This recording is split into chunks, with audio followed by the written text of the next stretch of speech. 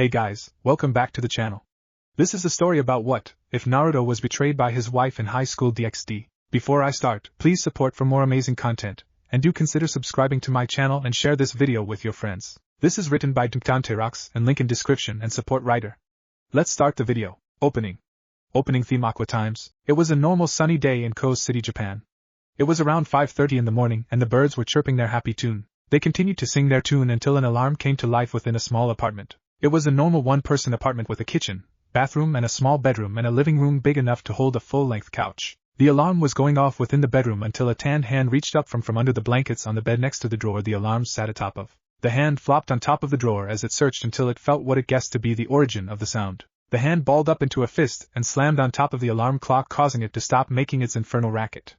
The hand slipped off the alarm clock that read 5:30. It fell to the side of the bed as the owner of said arm pushed himself up from his position on his bed as he sat on the edge of the bed. The owner of the arm was a tan teenager around the age of 17. His spiky blonde hair that looked like it was weaved by pure gold sat upon his head as he ran a hand through it. He let out a loud yawn that echoed throughout his apartment, conveying the loneliness that he lived with. He got up from his bed and walked over to the curtains before he opened them as the sun made the figure easier to see.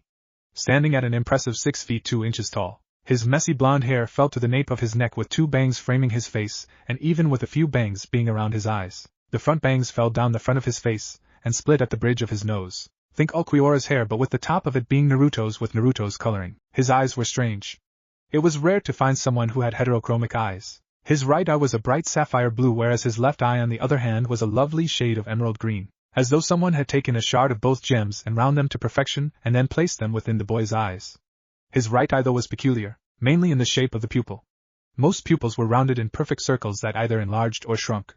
His right eye's pupil was that of a slit pupil, similar to that of a cat. Another strange thing was the green tattoo he had underneath said eye. It flowed down his face, stopping right at his chin, giving it a look as though he had a lone tear running down his face. His body was lean and compacted, giving it a look as though his body was chiseled out of marble by the Greek goddesses themselves. His legs looked muscular and yet, like the rest of his body, they weren't overly muscular and looked to be thin.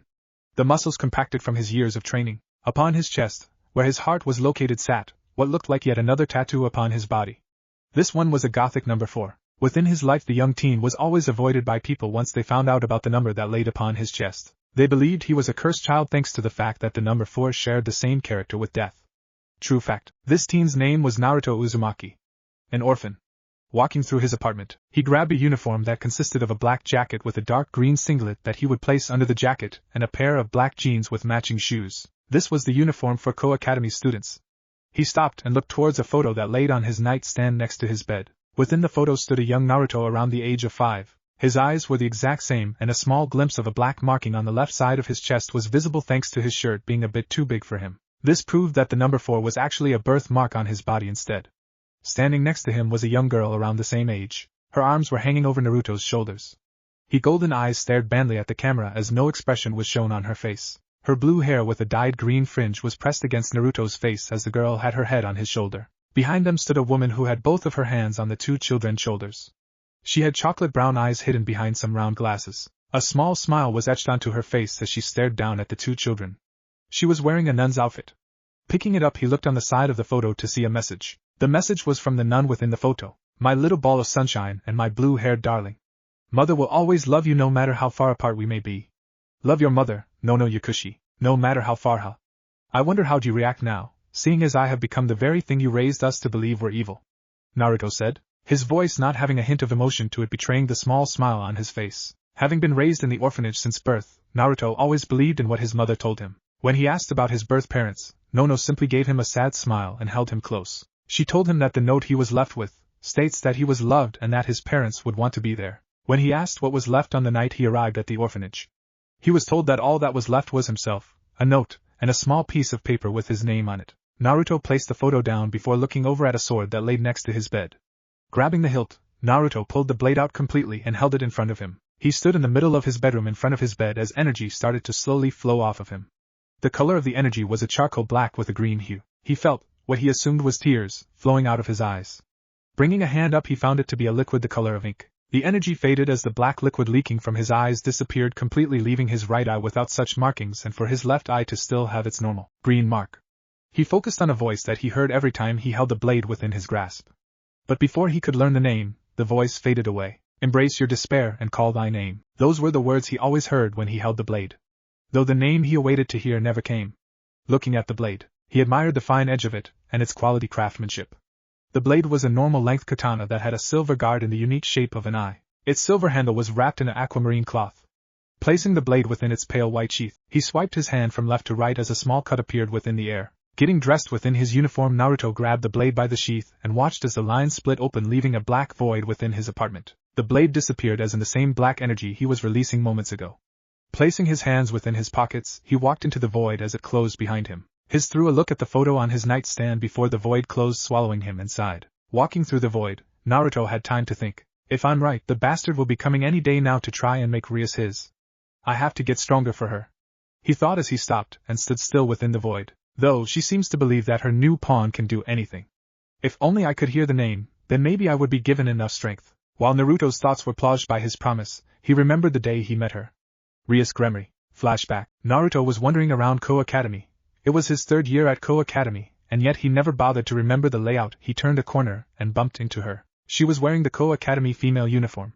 A pleated white shirt hidden under a black vest with a shoulder cape. The red pleated skirt seemed to be a bit short as Naruto got a brief glimpse at her panties before he turned away. She had red hair that fell down her back which Naruto found beautiful. Her eyes were a wonderful bluish green. Naruto helped her up and they walked to class together. As it turns out, they were in the same class. After a while they became the best of friends. But then tragedy struck as Naruto was killed by a demonic monster while walking home. He laid on the ground as a final wish came to his mind. I only wish to be able to tell Rias how much she means to me. After that he blacked out and awoke the very next day with Rias in his bed. She went on to explain as to how he was alive and to introduce him to the supernatural world. She explained that he was now a part of her peerage, serving as her second night piece. He was happy that he would be able to spend more time with Rias. Eventually he was introduced to the rest of Rias's peerage. The queen was Akino Himejima, a girl with violet eyes, long black hair that ended at her feet, tied together by an orange ribbon. She had a nice personality in which she cared for everyone else. But underneath the smile she always wore, was a sadistic woman who enjoyed making others feel pain. She was the queen of Rias's peerage. He met Rias's rook, a small girl with white hair and golden eyes that stared at everything with the same boredom he had. She had a small cat-shaped clip in her hair. This was Kaneko Tsujo. A first year. And then he met her final piece. His fellow knight Kiba Yuto. Kiba was a boy with blonde hair and a mole on the left side of his face. He was a kind boy who helped Naruto at first. After a while, all of them managed to break through the wall he had built, and actually got to know the real Naruto. A boy with a strong heart, who wanted to protect what's dear to him. Though, the walls were soon rebuilt in a much stronger fashion when he came along. It was not long after Naruto had managed to manifest his sacred gear, which appeared in the form of a sword. With the manifestation, he gained a few abilities. He was able to fire a large, destructive, emerald green beam. A voice within his heath told him it was called Siro. Next he was able to fire a quicker blast of energy from his hand. While not as strong as a Siro, the Bala, as the voice in his head told him the name, made up for it in pure speed. Speaking of speed, he also gained an ability called Sonido. It allowed him to disappear with the sound of a static pulse and reappear wherever he desired. This made his already enhanced speed from his night piece get pushed into overdrive. And then came a more passive ability that was always active. The Hiero. Basically the Hiero gives him the ability to stop most attacks without receiving damage. If the damage is too great though, his Hiero minimizes the damage, leaving only a piece of clothing to be scratched if not destroyed. He also had another passive ability, one that was quite useful in situations where he couldn't escape damage. High-speed regeneration. He can heal any wound he had as long as it wasn't too severe. And then came his sensing ability, Pesquisa. He sends out a small energy pulse which his opponents can't detect, and it reveals where they are. Similar to how whales used echolocation to find their way in the ocean, he's tried to access the full power of his sacred gear but to no success, as the power fades away before he could succeed in fully awakening it. Though he was always left with the same message, embrace your despair and call thy name. Naruto realized that he's never felt enough despair within his life to truly experience despair, though he can feel as though he's close now thanks to Rias's new peerage member who took all 8 pawns. Issei Hayato. Naruto hated him. He took Rias's attention, the attention of the girl who he had feelings for. All Issei cared about were her boobs and looks. Thankfully Naruto still had the rest of the peerage, as Kiba tolerated Issei but got annoyed with his perverted antics. Kaneko outright hated him and even abused him sometimes, usually hitting him with an object, which always earned her a pat on the head from Naruto. And Akino only saw him as a little brother and often teased him, but she tended to spend more time with Naruto more than anyone. Though Issei developed a small superiority complex as he thought that he was amazing for 2 reasons. 1, because he took all 8 pawn pieces, and 2, Because he had the boosted gear. The boosted gear was a sacred gear with the Welsh dragon drag within it. With his sacred gear, Issei would be able to slay gods. Naruto laughed as Issei, even with his sacred gear, still tended to make large mistakes he would have to clean up. The voice within Naruto's head, the one he thinks is his sacred gear, always said something that only Naruto could hear. Foolishness. No matter how many times you boost, 0 times a number will always end up being 0. Then Rias's attention was grabbed again, and besides Akino, she tended to ignore her other pieces as well. This time though she had brought in a blonde girl from the church. Her name was Asia Argento. She was excommunicated due to the fact her sacred gear, Twilight Healing, was able to heal anyone from all factions. After some fights where Naruto would be struggling and he would be slightly injured, she would try to heal to him only for Naruto to stop her and explain his high-speed regeneration ability. Naruto didn't hate this girl. In fact, like the others, she was one he liked a lot. She was like the little sisters he had when he was still living in the orphanage. Usually, he stayed back and tried to protect her within a fight, but when someone else took over with protecting her, Naruto quickly eliminated the threat. Out of the entire peerage, Naruto only had a problem with Issei. He basically despised the boy and couldn't stand him. He was indifferent to Rias now, and the others were the only ones he cared about really. Though when Issei and Asia weren't around, Rias explained her reasoning for focusing only on Issei. Asia was so she was welcomed, and Issei was so that he could break her contract. She was in an arranged marriage with a man called Riser Phoenix. Naruto could tell that she absolutely despised the man as much as he did Issei. With this in mind, Naruto made a choice to try and awaken his sacred gear's full power to save his king. Flashback and Naruto looked into the void of his way of travel. The Garganta. Another ability granted even though he never fully awakened his sacred gear. He creates a rift which allowed him to appear anywhere he wanted. Though time was a bit off, as when he exits it's usually an hour or 2 after he entered it. Continuing his walk through the Garganta, Naruto detected a power within it. Looking around, he saw a girl with black hair walking in the opposite direction of himself. Ignoring the girl, he continued his walk as the Garganta opened up in front of him. The girl looked back at him with confusion on his face. A being that in touch with despair, and yet he can't use his power to the fullest. Why hasn't he gone mad with power yet? What holds him to the realm of sanity? The girl, though, before she disappeared, no traces of her being there. Occult research room. The atmosphere within the research room was tense as a blonde-haired man in a white suit stood in front of Rias with Issei on the floor. He had a sick smile on his face as he stared at Rias's body. Standing in between both of them was a beautiful woman with waist-length silver tresses. She was wearing clothing in the style of a Victorian maid. This was Graphia Lucifuge. Her ice blue eyes stared at the 2 clan heirs with indifference, though she had one thought plaguing her mind. Where's Naruto-kun? He should have been here. Rias-sama is gonna challenge Riser-sama to a rating game at this rate. And her worst fears came to light as Rias declared that she would fight Riser in a rating game. Riser agreed and said that if he was to win, then the wedding would be moved up by 2 weeks. Rias agreed and Graphia could do nothing but agree as she was only there to oversee the meeting. Sending Riser's peerage and Rias's own to the Dime Scion where the fight would take place, she let out a heavy sigh as the fight started. Hearing a groaning coming from behind her, she turned around to see Naruto walking out with a confused look on his face. Seeing his small-time tutor, Naruto asked her a question. Graphia-sensei? What are you doing here? Hello Naruto-kun, how's my favorite student? Graphia asked as she tried to steer the conversation away from what she feels would break him. I'm good, sensei. Studying has been going well after our last session. But now answer my question. Why are you here? He said as a frown appeared on his face. Sighing to herself, Graphia sat down and patted the open seat next to her. Naruto took the offered spot and watched as she pulled his head down onto her lap. Giving him a sad smile, Graphia decided that he should know. Naruto-kun, the reason I'm here is because Riser-sama decided that he would come and get Rias-sama as he was getting impatient. He what? Naruto asked as he stared at the woman. I'm sorry Naruto, but Rias went against him and challenged him to a rating game.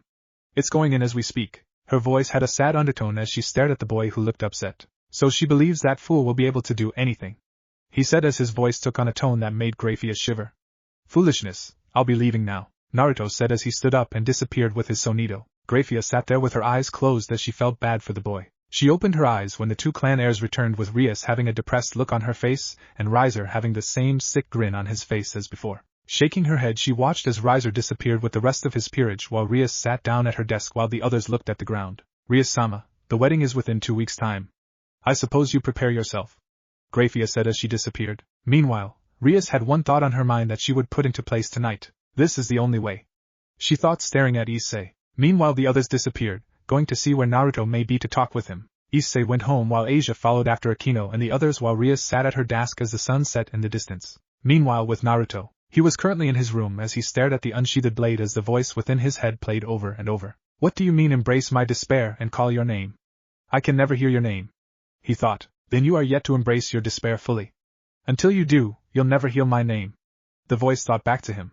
Betrayal is the key, Naruto, the voice said before it disappeared completely. Naruto resheathed the blade as the others appeared in his room. Looking towards them, he gave them a sad smile as he stared at them.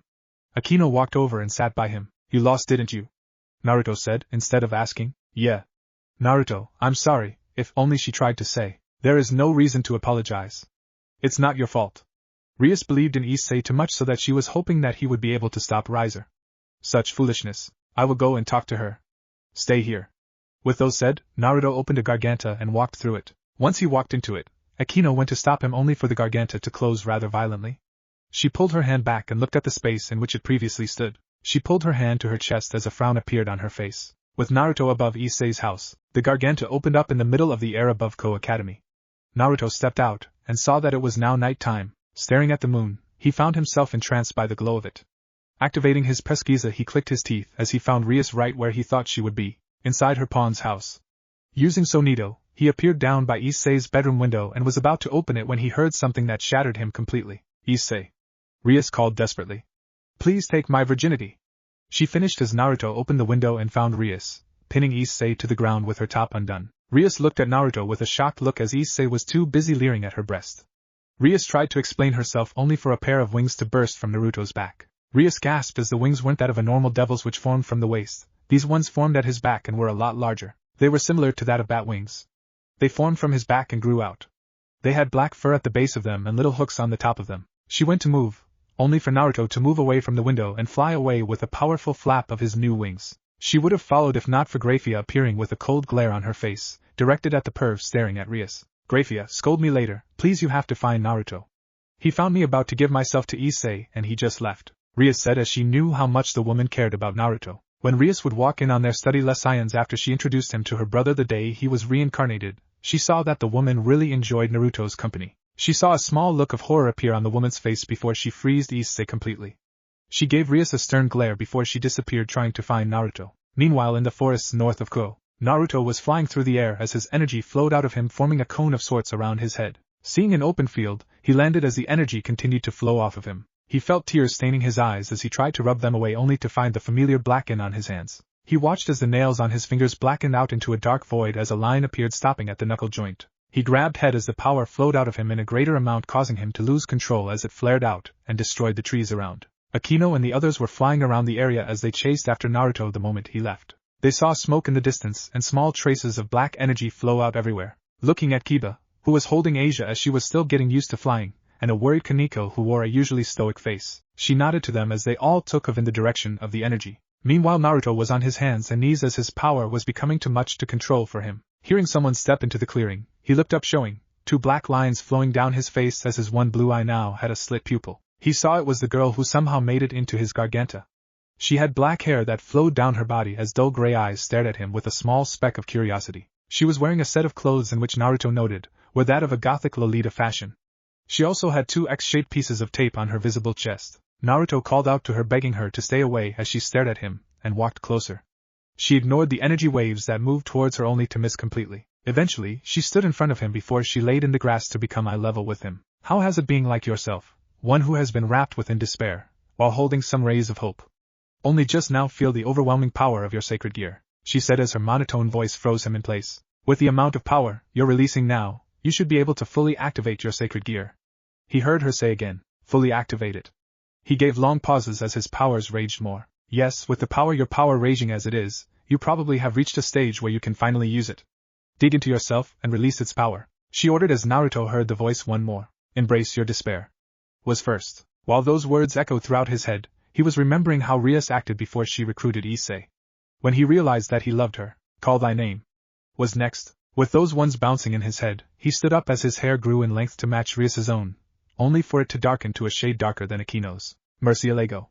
Was the last thing heard as his sword appeared in his hand as his energy stopped flowing as the young girl stared at him. His wings having disappeared, his hair having gone back to how it normally looked only in a pitch black color, and the green marking under his left eye was now mirrored on the right side of his face as his right eye turned green. His singlet, that he was still wearing, split in the middle as if cut by a blade, revealing the number 4 on his chest as the black and green energy leaked from it. A small line of what seemed to be black lipstick appeared on his top lip. Akino and her group along with Graphia, appeared in the clearing as Naruto turned and stared at them with dead eyes. No emotions were shown on his face as he raised his blade towards them as the energy returned full force. Everyone, even Grafia, had to bring their arms up to cover their face with Kaneko holding Asia as the energy seemed to try and push them away. Though the girl next to him mainly stood still and looked at Naruto. "Embrace my despair," he said, pausing as the energy flowed violently off the blade. "And call its name," he said again as a circle of energy formed at his feet. "Toses, Murcielago," were the final words spoken as the energy at his feet exploded upwards, sending everyone bar the black-haired girl flying. The others all looked up to see that Naruto had undergone a complete change. His uniform had turned into a long white dress that ended at his feet. Instead of his feet being covered by a pair of sneakers, black shoes were in place that had a small tuft of black fur on the back. The black markings on his fingers reappeared as his nails grew slightly. His hair was now at his waist with the moon giving it a shine as though it absorbs all traces of light that touches it. On his head now sat a helmet with a pointed tip that stopped at the base of his skull in the back. It had 4 spikes sticking out of the top with 2 of them resembling horns. His back now had 2 wings flowing out of his shoulder blades as they were spread out completely, making them look like that of an eagle's in length while having more resemblance to that of a bat's. His green markings now became a dark black as though he has been crying black tears. What shocked them the most was that he had a hole in the center of his chest with the same black markings flowing down his chest while also spreading out. They watched as he looked over his body and gave his new wings a stretch. They looked as he raised a hand before a green spear appeared. Twirling it around, he dispersed it before turning towards the girl who was still standing next to him. "You helped me awaken my power." "Why?" he asked as his voice matched the girl's own. "Because you interested me."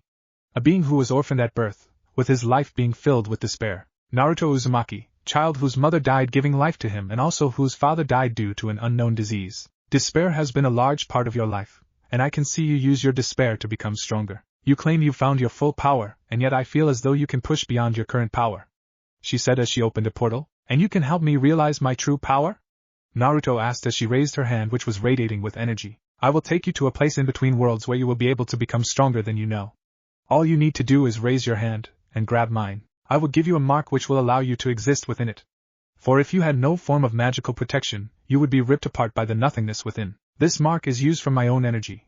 I was born in the place, and it is where I will help you become stronger," she said as Naruto raised his hand towards her own. "Tell me your name, as I accept your deal so that I may become stronger." Naruto told her as his hand took her small ones within his own, an infinity symbol appearing on his right hand. "I am a being who was born in the place I'm taking you.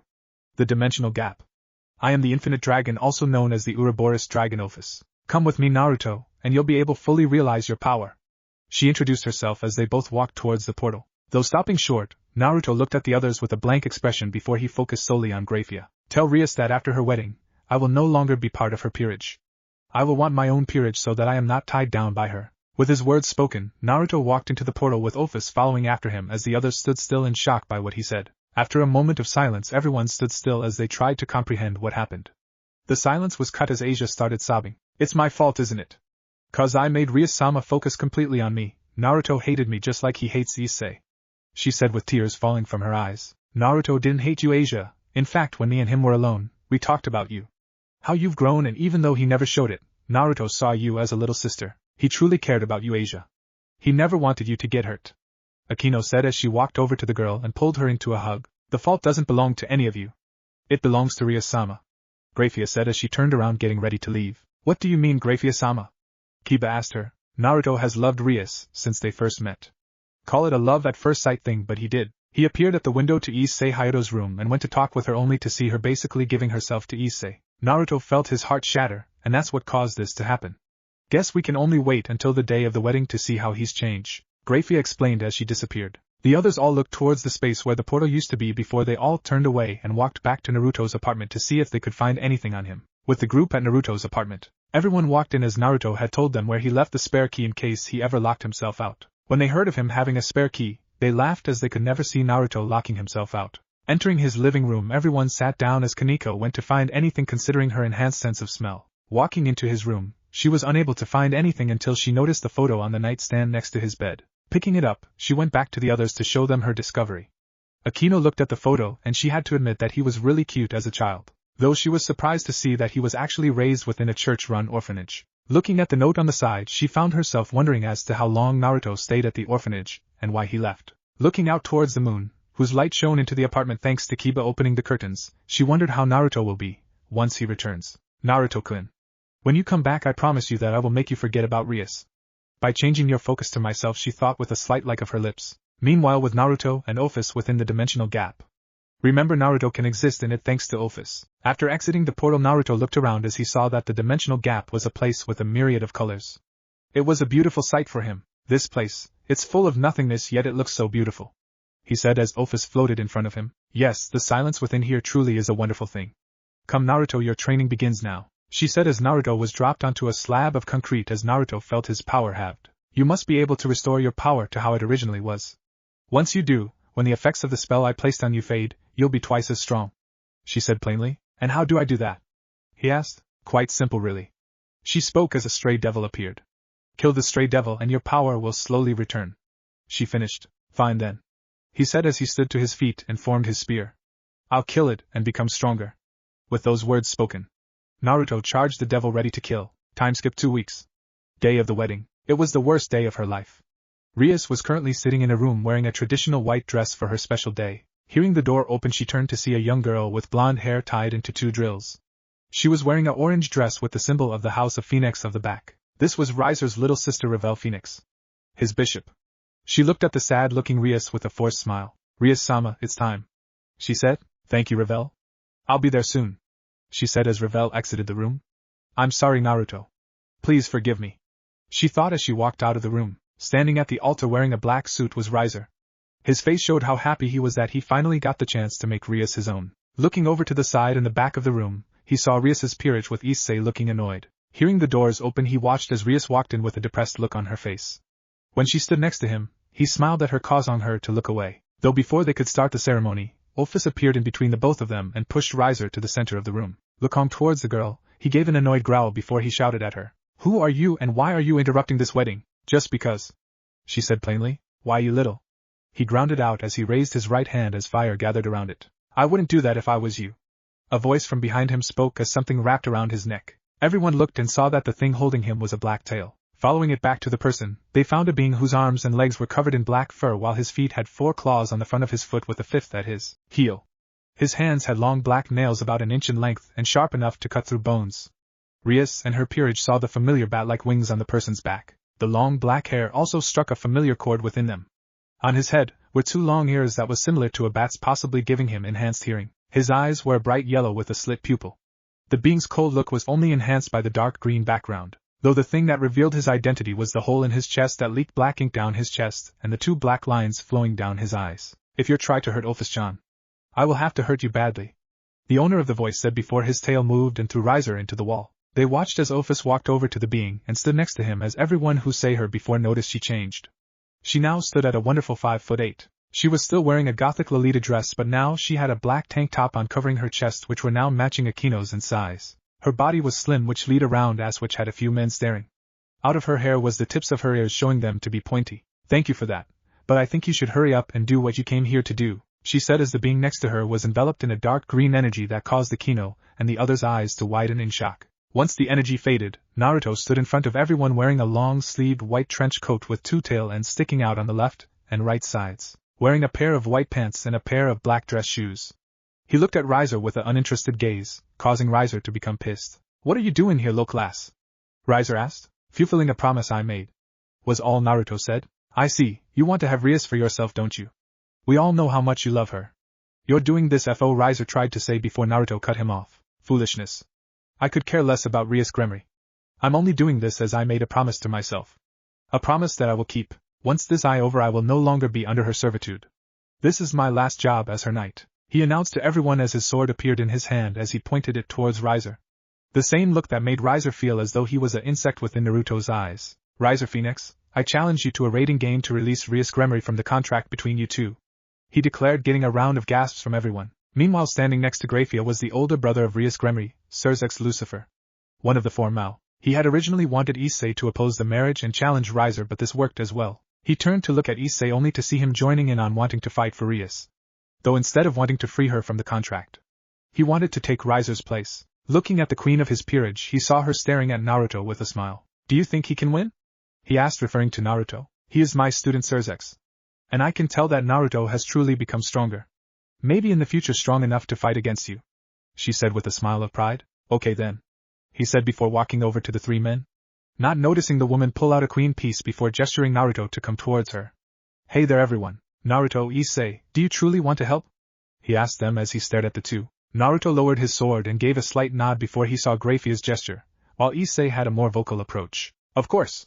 Bucho's virginity belongs to me alone. With that said, a long awkward silence sat throughout the room as everyone stared at Issei. Fool. Was all Naruto said before giving Surzex a place where they could battle, by sending a flash of energy to the red-haired man which contained an image of an area in which they could fight. After that he used Sonito to appear next to Graphia, who teleported them away. Looking at Riser, he saw the boy staring at the remaining boy with pure hatred in his eyes. Well Riser, what do you say to this?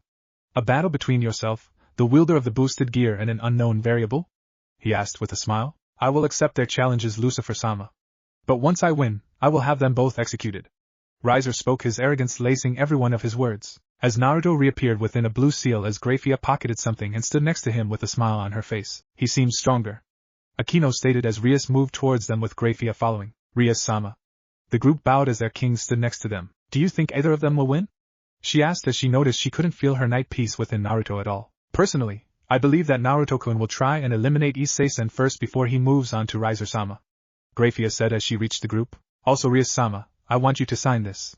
She said, pulling out a note and giving it to Rias. Nothing too big to worry about, Rias-sama. Graphia said, hoping the girl would just sign it. Thankfully, after Graphia handed her a pen, Rias signed her signature on the sheet without looking at the sheet of paper. If she had, she would have seen that it was actually a legal binding document titled Documentation of Trade between Graphia Lucifuge and Rias Gremory for Rias's knight Naruto Uzumaki. Taking the paper and pocketing it, Graphia smiled as the document allowed Graphia to take Naruto into her peerage as a queen while Rias gets back the night piece she used to bring Naruto back. Okay then. Alright everyone. A rating game is about to occur between these three young devils. The heir of the Phoenix clan Riser, the one who wields the boosted gear Issei Hayato, and Naruto Uzumaki, a child whose powers remain unknown to us. If Naruto wins, Rias Gremory will be released from her contract. If Issei wins, he will take Riser's place. And if Riser wins, both of the aforementioned boys will be killed. Surzex declared before the three boys disappeared in a red flash. Let the rating game for Rias Gremory's fate begin. He said, happily believing in the two boys, with the fighters. For the battle stage, think Las Noches canopy. Riser and Issei were teleported onto what they thought was a rooftop. Looking around, they found 4 pillars standing in the center of the rooftop. Looking out into the distance, all they found was a desert with white sand and a black sky. So have you finally gotten used to the area? I would hope so, Naruto said as he stared down onto the two boys with the moon behind him. What are you doing up there? Too scared to come down and fight me? Riser taunted as Naruto pointed his blade down towards the other participants. Scared of you? Utter foolishness. I have not come across a being in which I fear. You are not something that can bring fear into me no matter how hard you try, Naruto said as they all felt a strong force pushing down on them. This is my sacred gear. Its full name is Despair's Onslaught Murcielago, and the way I access it completely is as simple as this. He said as his energy flowed out as the others were rooted to their spot. Toseis, Murcielago. With those words, Naruto entered his release state. His white coat appearing with his helmet placing itself on his head. The other two stood in shock of the raw power which flowed off the boy. They watched as a green spear appeared in his right hand as Riser brought out his flames while Issei summoned his own sacred gear. Calm yourselves. Hold your stance.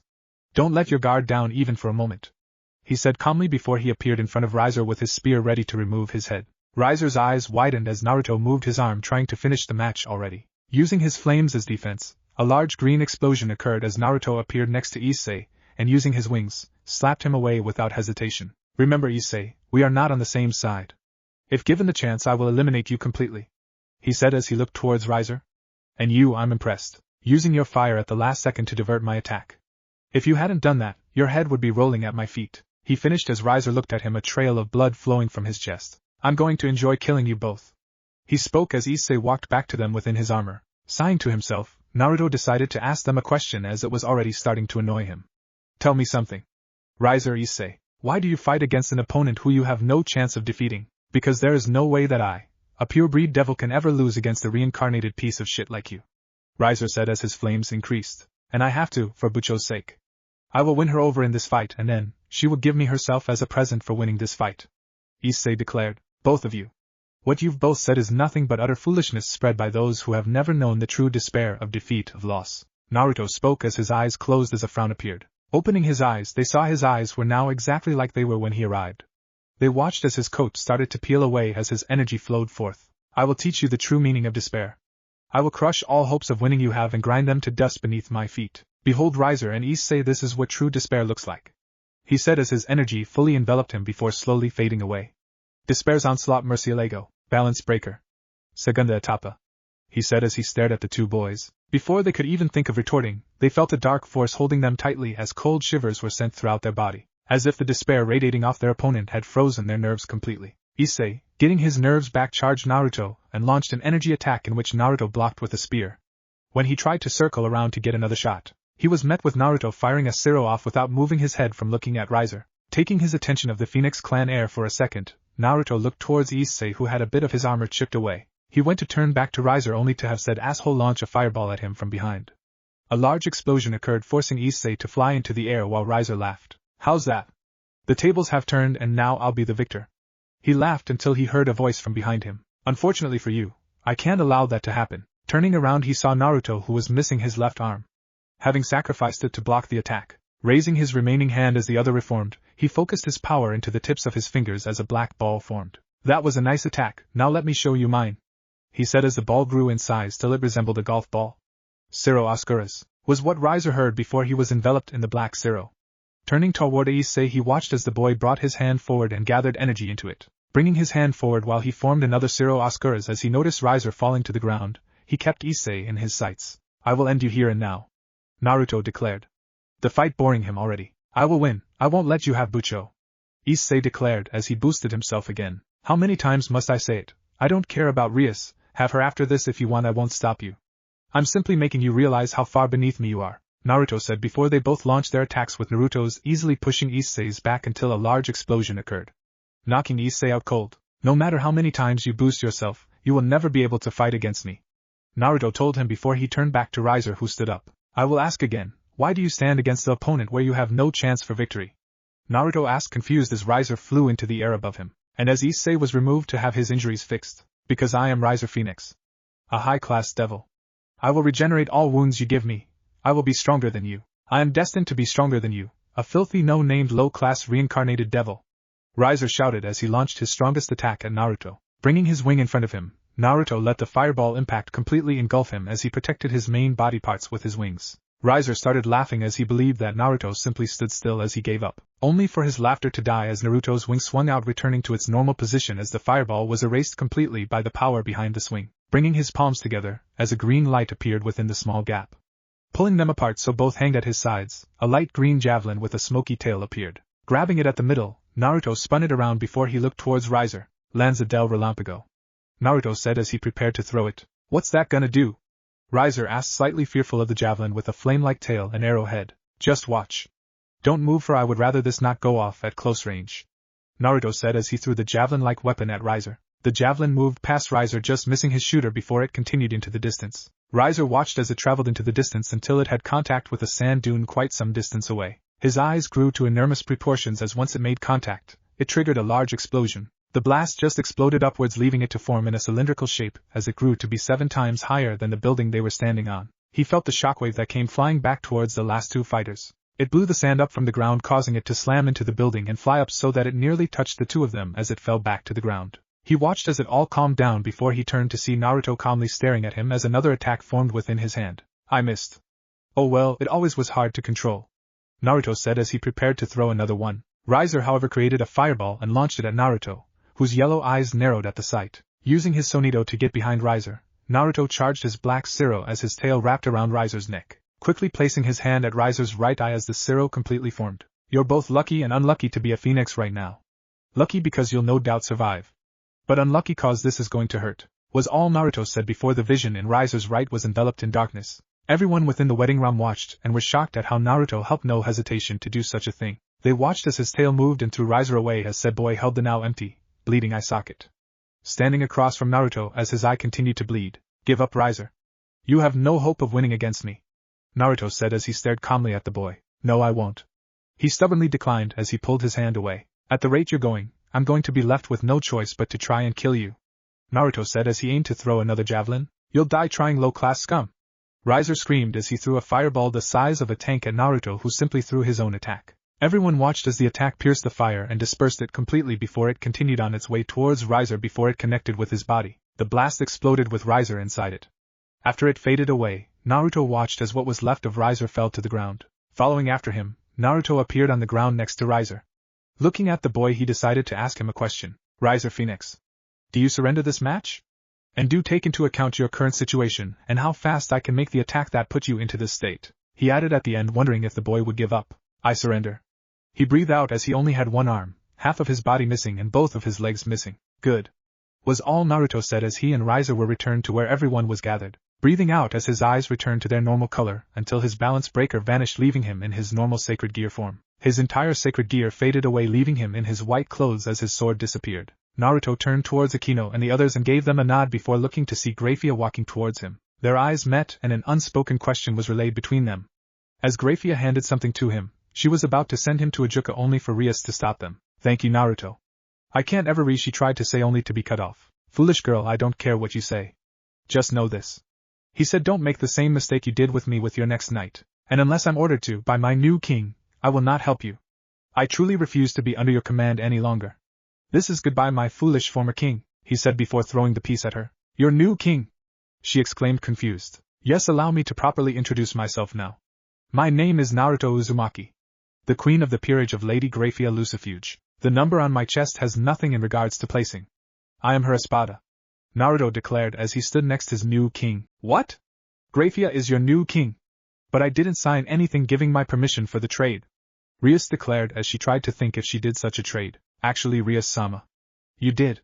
The paper I got you to sign earlier was in fact a paper regarding you trading Naruto to me in return of your piece. If I didn't trick you like that, then Naruto would have probably gone rouge, Grafia explained as she stood next to her queen. With those words spoken, Naruto went to leave only for Lady Phoenix to stop him. I'm sorry for any disgrace I have shown your clan. Naruto apologized only to hear a soft laugh coming from her. Naruto, I don't care about that. You put up an impressive fight, and not to mention, though unknown, you truly held yourself as strong as possible to show yourself to be worthy of being the queen of the strongest queen, she said as Naruto smiled oily at the praise. I assume you and Grafia are on your way to receive your evil pieces and for Ajuka to perform the high-class ceremony? She added on, wanting to know if he would work for her plan. You would be correct in that assumption, Lady Phoenix, Naruto said respectfully. Naruto, I want you to do a favor for me. While you are no longer directly connected to the Gremories, this can in fact build good relations between our clan, she said with a smile as Naruto looked at her. What would the favor be, Lady Phoenix? Naruto asked as Lady Phoenix called Revel over to her. What I would want from you, Naruto, is to take Revel as your bishop. I will give Riser one of my empty bishop pieces, while Revel would become yours, she said as Revel looked at Naruto. Naruto gestured for her to move closer to him. When she did as such, her eyes widened as Naruto's right moved towards her. She watched as it got closer to her before she closed her eyes only to feel a small weight on her head. Opening her eyes, she saw him staring at her with a light smile on his face as Naruto petted her head. Revel Phoenix, if you decide that you want to become one of my members after I get my pieces, then I will protect you from those who would try to hurt you. If not, then so be it, he said as he brought his hand away from her. I will make you strong, all I ask is that you stay by my side. With that said, he backed away as he wanted her to decide. You're gonna need someone to help manage your peerage so that you won't bother your king constantly with things. I'll do it, she said as she smiled. Thank you, Revel-san, Naruto said as his king came over to the both of them. Naruto, it's time to go, she said as Naruto nodded while he looked at Revel, who nodded. Naruto, Grafia, and Revel left as they had to meet with Ajuka to get Naruto his own set while everyone else tried to comprehend the events that have occurred today. Ajuka's lab. So tell me, young devil, the reason as to why you should be given a peerage. A young man who looked to be in his early 20s asked as he ran a hand through his green hair while the other was within the pocket of his white jeans. I want a peerage, so that should I find people who I can come to trust, I will want them to join me so that I will be able to keep them away from coming close to the despair I have felt. Ajuka-sama, Naruto said as he remembered the blue-haired girl from when he was younger. Unknown to him, he was getting a smile from both of the girls with him. That is a wonderful answer. I will now start the ceremony to make you a high-class devil, the now named Ajuka said. Sitting down in front of him, Naruto closed his eyes as the ceremony began. Once it was over, Naruto opened his eyes to find Ajuka holding a king piece in front of him. Taking the piece and placing it inside himself, he saw a green flash as Ajuka showed him the rest of his set. 2 pieces have mutated. A rook and a bishop. Naruto, good luck with your life from now on. I can't wait to see where you go, Ajuka said as Naruto stood up before grabbing the non-mutation bishop and did the ceremony to welcome Revel into his peerage. And Naruto, Ajuka said, getting his attention once he was done. I want you to do me a favor, he said as Naruto looked him in his purple eyes while Ravik stood next to him. What is it, Ajuka-sama? Naruto asked. There's a place that I want you to investigate for me. Consider it a vacation, really. Ajuka said with a small smile looking at the boy. Where is this place, Ajuka-sama? Naruto asked. It's a small set of islands just east of Japan. You'll have to take a boat which I'll have ready for you by tomorrow. Ajuka said smiling. And this place is called? Naruto asked, getting a bit impatient. The Isles of Basra. It's a place that humans can't enter due to the energy hiding the place, while devils are easily able to find it as they can get through the energy properly. Ajuka explained. I will pack my stuff when I return home. Thank you for this chance, Ajuka-sama. Naruto said, bowing before he, Grafia and Revel left. Appearing at Lucifer's castle, Naruto and Revel wished Grafia a good night as he opened a garganta, getting ready to leave only for her to stop him. While you have problems with Rias-sama, do know you can come here if you ever need to talk.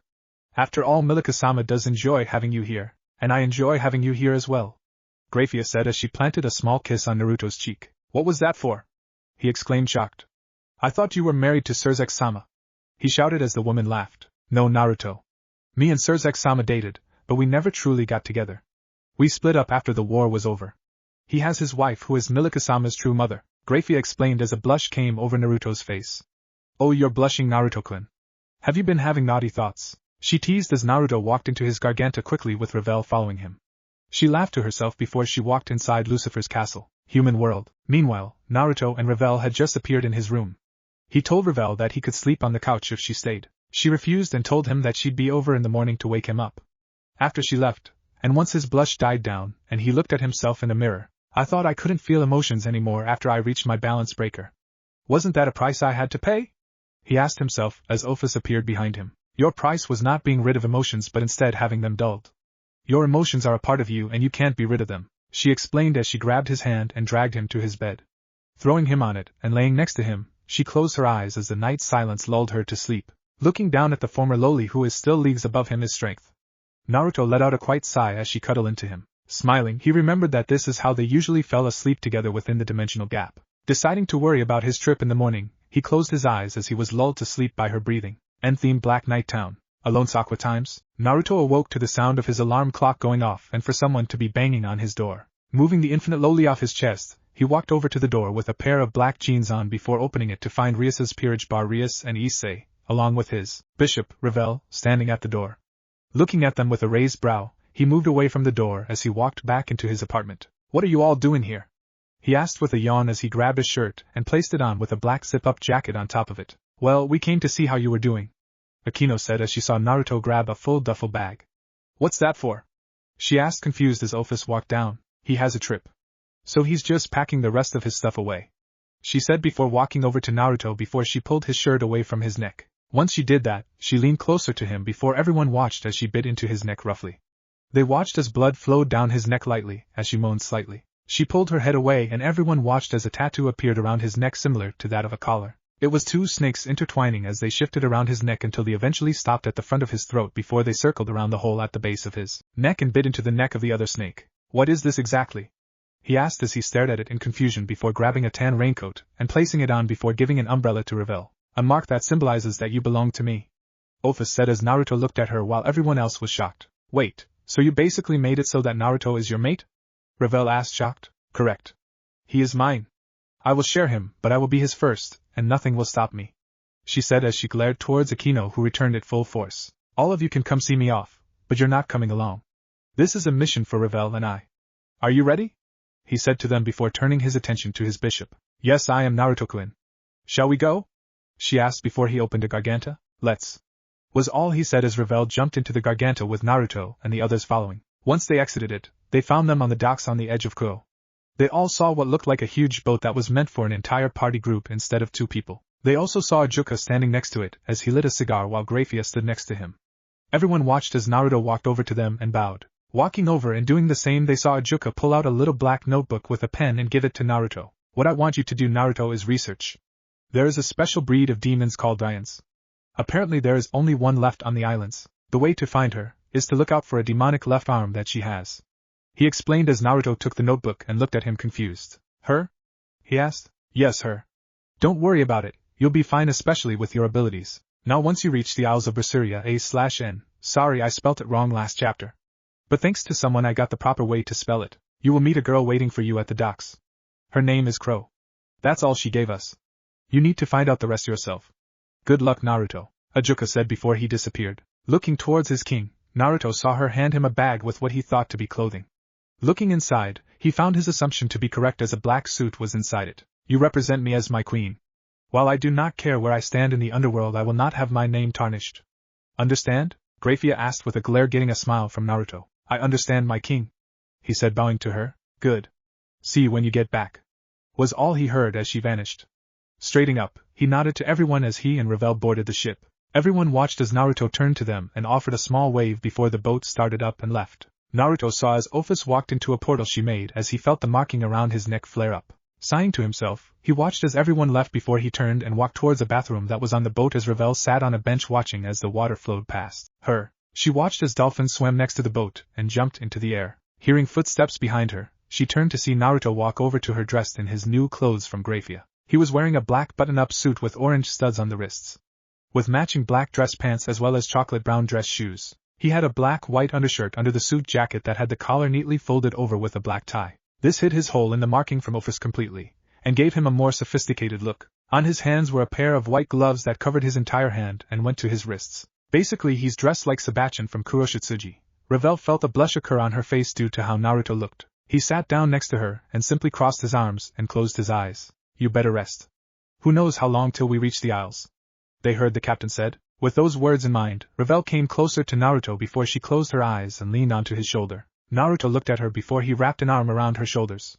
This brought her closer to him as he closed his eyes, deciding to take the captain's words to heart. 1 hour later, Naruto had his head back and was jerked awake as they hit a particularly rough wave. Opening his eyes, he found Revel had moved from his shoulder and was now resting her head on his lap while he was running a hand through her hair. Shaking her awake, Naruto watched as she sat up and stretched out, causing some cracks to sound. She turned towards him with a smile as she picked up a small handbag as they noticed they had finally come to a stop. Naruto looked over the side and saw a woman sitting down on a chair. Grabbing his duffel bag and opening a garganta, he placed it inside before closing it completely. He walked down to the bottom of the ship with Revel following him. Once they got out of the boat, they looked towards the woman as she stood up and looked up at them with bored golden eyes. Her bored look was returned by Naruto's own as Revel stared between them with her head tilted. It's like looking at a female version of him, she thought, and she was right. The woman in question, with how she gave an impassive and bored gaze, looked like a female version of Naruto, just with golden eyes and natural black hair. Her midnight black hair fell to her knees and the end was tied together by a gray hair tie. She was wearing a torn red vest that covered her chest and left her stomach open to the world. She had on what was possible remains on black jeans. They were torn, leaving her legs open, though her more important parts were now hidden by her now shorts. She had multiple belts on her body. One was wrapped around her waist while she had another 3 around her right thigh. She had armor plating on her right leg going from her foot to her knee while it only covered her foot on the other leg. She also had matching armor on her right arm that went from her forearm to her elbow. However, something that caught both of their attention more than anything was the fact her entire left arm was covered in bandages. However, they never thought of it and left it alone. She also had a ruined black cape that was tied around her collarbone. While looking at her, Naruto had to admit she was quite beautiful. She also saw the woman's golden eyes boring in Naruto's own with no emotion that she could see. She watched as Naruto raised his hand towards the woman. Naruto Uzumaki, was all that he said. Velvet. Velvet Crow, was what he got in return. It's nice to meet you, Miss Crow. This is Revel Phoenix, he said, bringing her attention to Revel, who bowed. It's nice to meet both of you. Come, I will show you to where you will be staying, she said, walking off with the two following her. While following Velvet, they were given a small tour of her home. She showed them where all the main shops to buy groceries were. Throughout the tour, Naruto and Revel kept quiet and simply took in the scenery. That was until a little girl came running up to them and bumped into Naruto. She hit the ground while Naruto stayed as still as a statue. Him and Revel looked down to see a little girl wearing gray rags that were 2 sizes too big for her as clothes. Her black hair looked dirty while her eyes held a look that Naruto knew all too well. A look of someone who has given up. Someone who had the same eyes he did as a child. The eyes of someone who has given into despair. Looking up, he saw a small group of 4 grown men coming towards them with sticks in their hands. Velvet glared at the people until she saw Naruto move in front of her and hold the girl to the back of his leg. Who are all of you people? Why was this girl running from you? He asked, a slight undertone of anger within his voice. None of your business, outsider.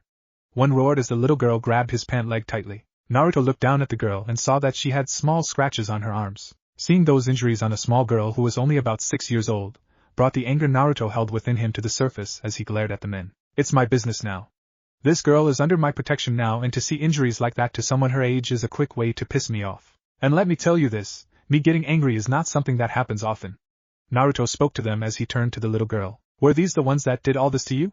He asked, hiding his anger as to not scare her. The girl didn't trust her voice nor did she trust Naruto, so all she did was give a slight nod. Ravel watched as Naruto's eyes, which showed that he felt sorry for the girl, became covered in anger completely. She moved over and brought the girl away while holding on to her to make sure she didn't run away. Don't worry, I haven't known Naruto-san for long, but I know one thing. He's gonna teach those bullies a lesson for picking on you, she said calmly as Velvet overheard it and looked towards Naruto. She's just an orphan girl that you have never met, and yet you want to protect her after just meeting her. Naruto Uzumaki, huh? Interesting, she thought to herself as Naruto walked up to the man leading the group. His hair overshadowed his eyes, before he looked up showing his true anger. They watched as he kicked the leg out from under the leader while grabbing his arm before attacking his ribs as the grip on the leader's weapon lessened to the point where Naruto tore it from his grip and then spun around before slamming the front of the stick into his face.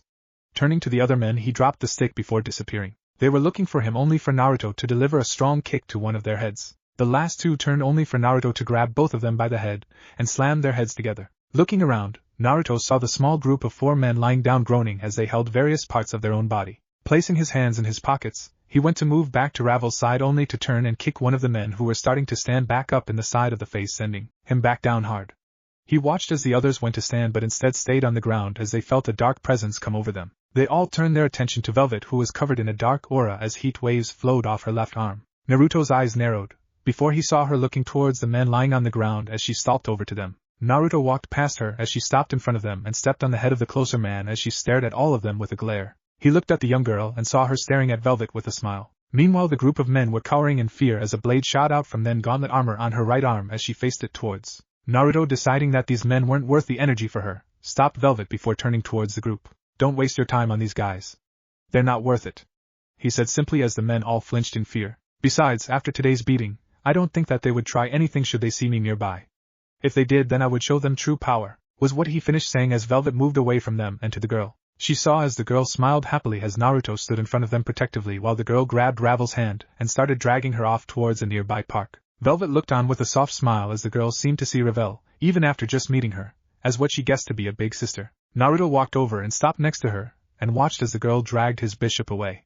Looking over to Velvet, he saw the smile on her face. Shrugging his shoulders, he bumped her before walking after the young girl and his bishop. Velvet walked faster so that she could walk side by side with Naruto and talk with him. Tell me, Naruto-san, why did you decide to do what you did back there? She asked as she turned her attention. It was her eyes. When I saw the dead look in her eyes, I was reminded of myself at her age. Tell me a bit about that girl, he said as his hands were back within his suit's pockets. Her name is Miyuki. No known last name. She just appeared on the orphanage doorstep one night, while it was raining. I was making my rounds to make sure all the little ones were asleep until I heard someone knock at the door. Opening it, I looked around to find no one there. Assuming it to be a joke, I went to shut the door until I heard a noise.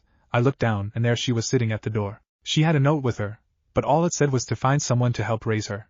She didn't know who gave her the note, or how she got to the orphanage. Both of us didn't know what the note meant, so I brought her in, and have basically raised her, as though she was my own. To replace the loss of my little brother, she explained before becoming depressed at the end. You lost your little brother? Naruto asked, feeling sad for her. Oh, I said that out loud, didn't I? She asked, slightly embarrassed before her face became upset. But yes, I lost my little brother a few years before I found Miyuki. I still miss him. She finished, bringing a hand to her chest. It's hard to get over the loss of someone dear to you. From what I've heard, it leaves a hole that could never be replaced. I myself was raised in an orphanage just like Miyuki. My parents had both died. My mother due to complications at birth, while my father placed me in the orphanage a little bit after I was born. Then, thanks to a close friend of mine, I found out he died due to a heart virus a little after I was born. I was picked on for my birthmark and ostracized for it by most of the adults. Though like how Miyuki has you, I had someone who was there for me. Her name was Nono Yakushi. She was a nun at my church who found me laying on my bed covered in scratches as the others had bullied me. She patched me up and then we just started bonding. Before I knew it, I was always around her and kept to myself unless she asked me to. He told her his story, so you know how she feels. To be raised in an orphanage from day one. To not know about your family. She responded, correct. When I saw her eyes, I was reminded of myself before I met Nono. I didn't want someone as young as her to be treated the way those men were treating her. He told her with conviction, just meeting someone and already caring about her. You're a strange one, Naruto. She said as they stopped at the park to find Miyuki on a swing next to Ravel. Miyuki saw both of them and waved them over with a smile firmly planted on her face. Naruto and Velvet walked over to them before Miyuki got off the swing and stood in front of Naruto. Naruto watched as she shyly looked up at him, with what Naruto could see as sapphire blue eyes that matched his own right eye. She locked eyes with him as Naruto stared down before he closed his eyes with a small smile before he felt someone hug his right leg. Looking down, he found Miyuki had latched onto his leg tightly. She looked up with her blue eyes shining brightly as a large smile came across her face. "Thank you for helping me, mister," she said, shocking Naruto. "No problem, little one," he said, ruffling her hair. She grabbed his hand before dragging him towards the swings. Naruto looked at Velvet for help. He saw her give him a shrug. Naruto sighed at this before he joined in, by pushing Miyuki on the swings, so that Miyuki could be happier and show off her natural smile, one that actually made Naruto's lips turn from their normal thin line into a small smile. Noticing this himself, and deciding to pay her back a bit, Naruto pet the girl on the head as her injuries started to heal quickly. Miyuki looked over herself in shock as she turned to Naruto, who smiled at her before pushing her over to the swing with Velvet occupying a nearby bench, and watched as Naruto played with the little girl as though she was truly his own child. They spent the entire day together, with Naruto acting like a father spending time with his daughter. Unfortunately, it was time for Miyuki to return home and for Naruto and Revel to be taken to their hotel. Naruto was walking behind Velvet as Miyuki was on his back asleep. The small group stopped at the orphanage before Naruto walked in after Velvet, who was holding the door for him.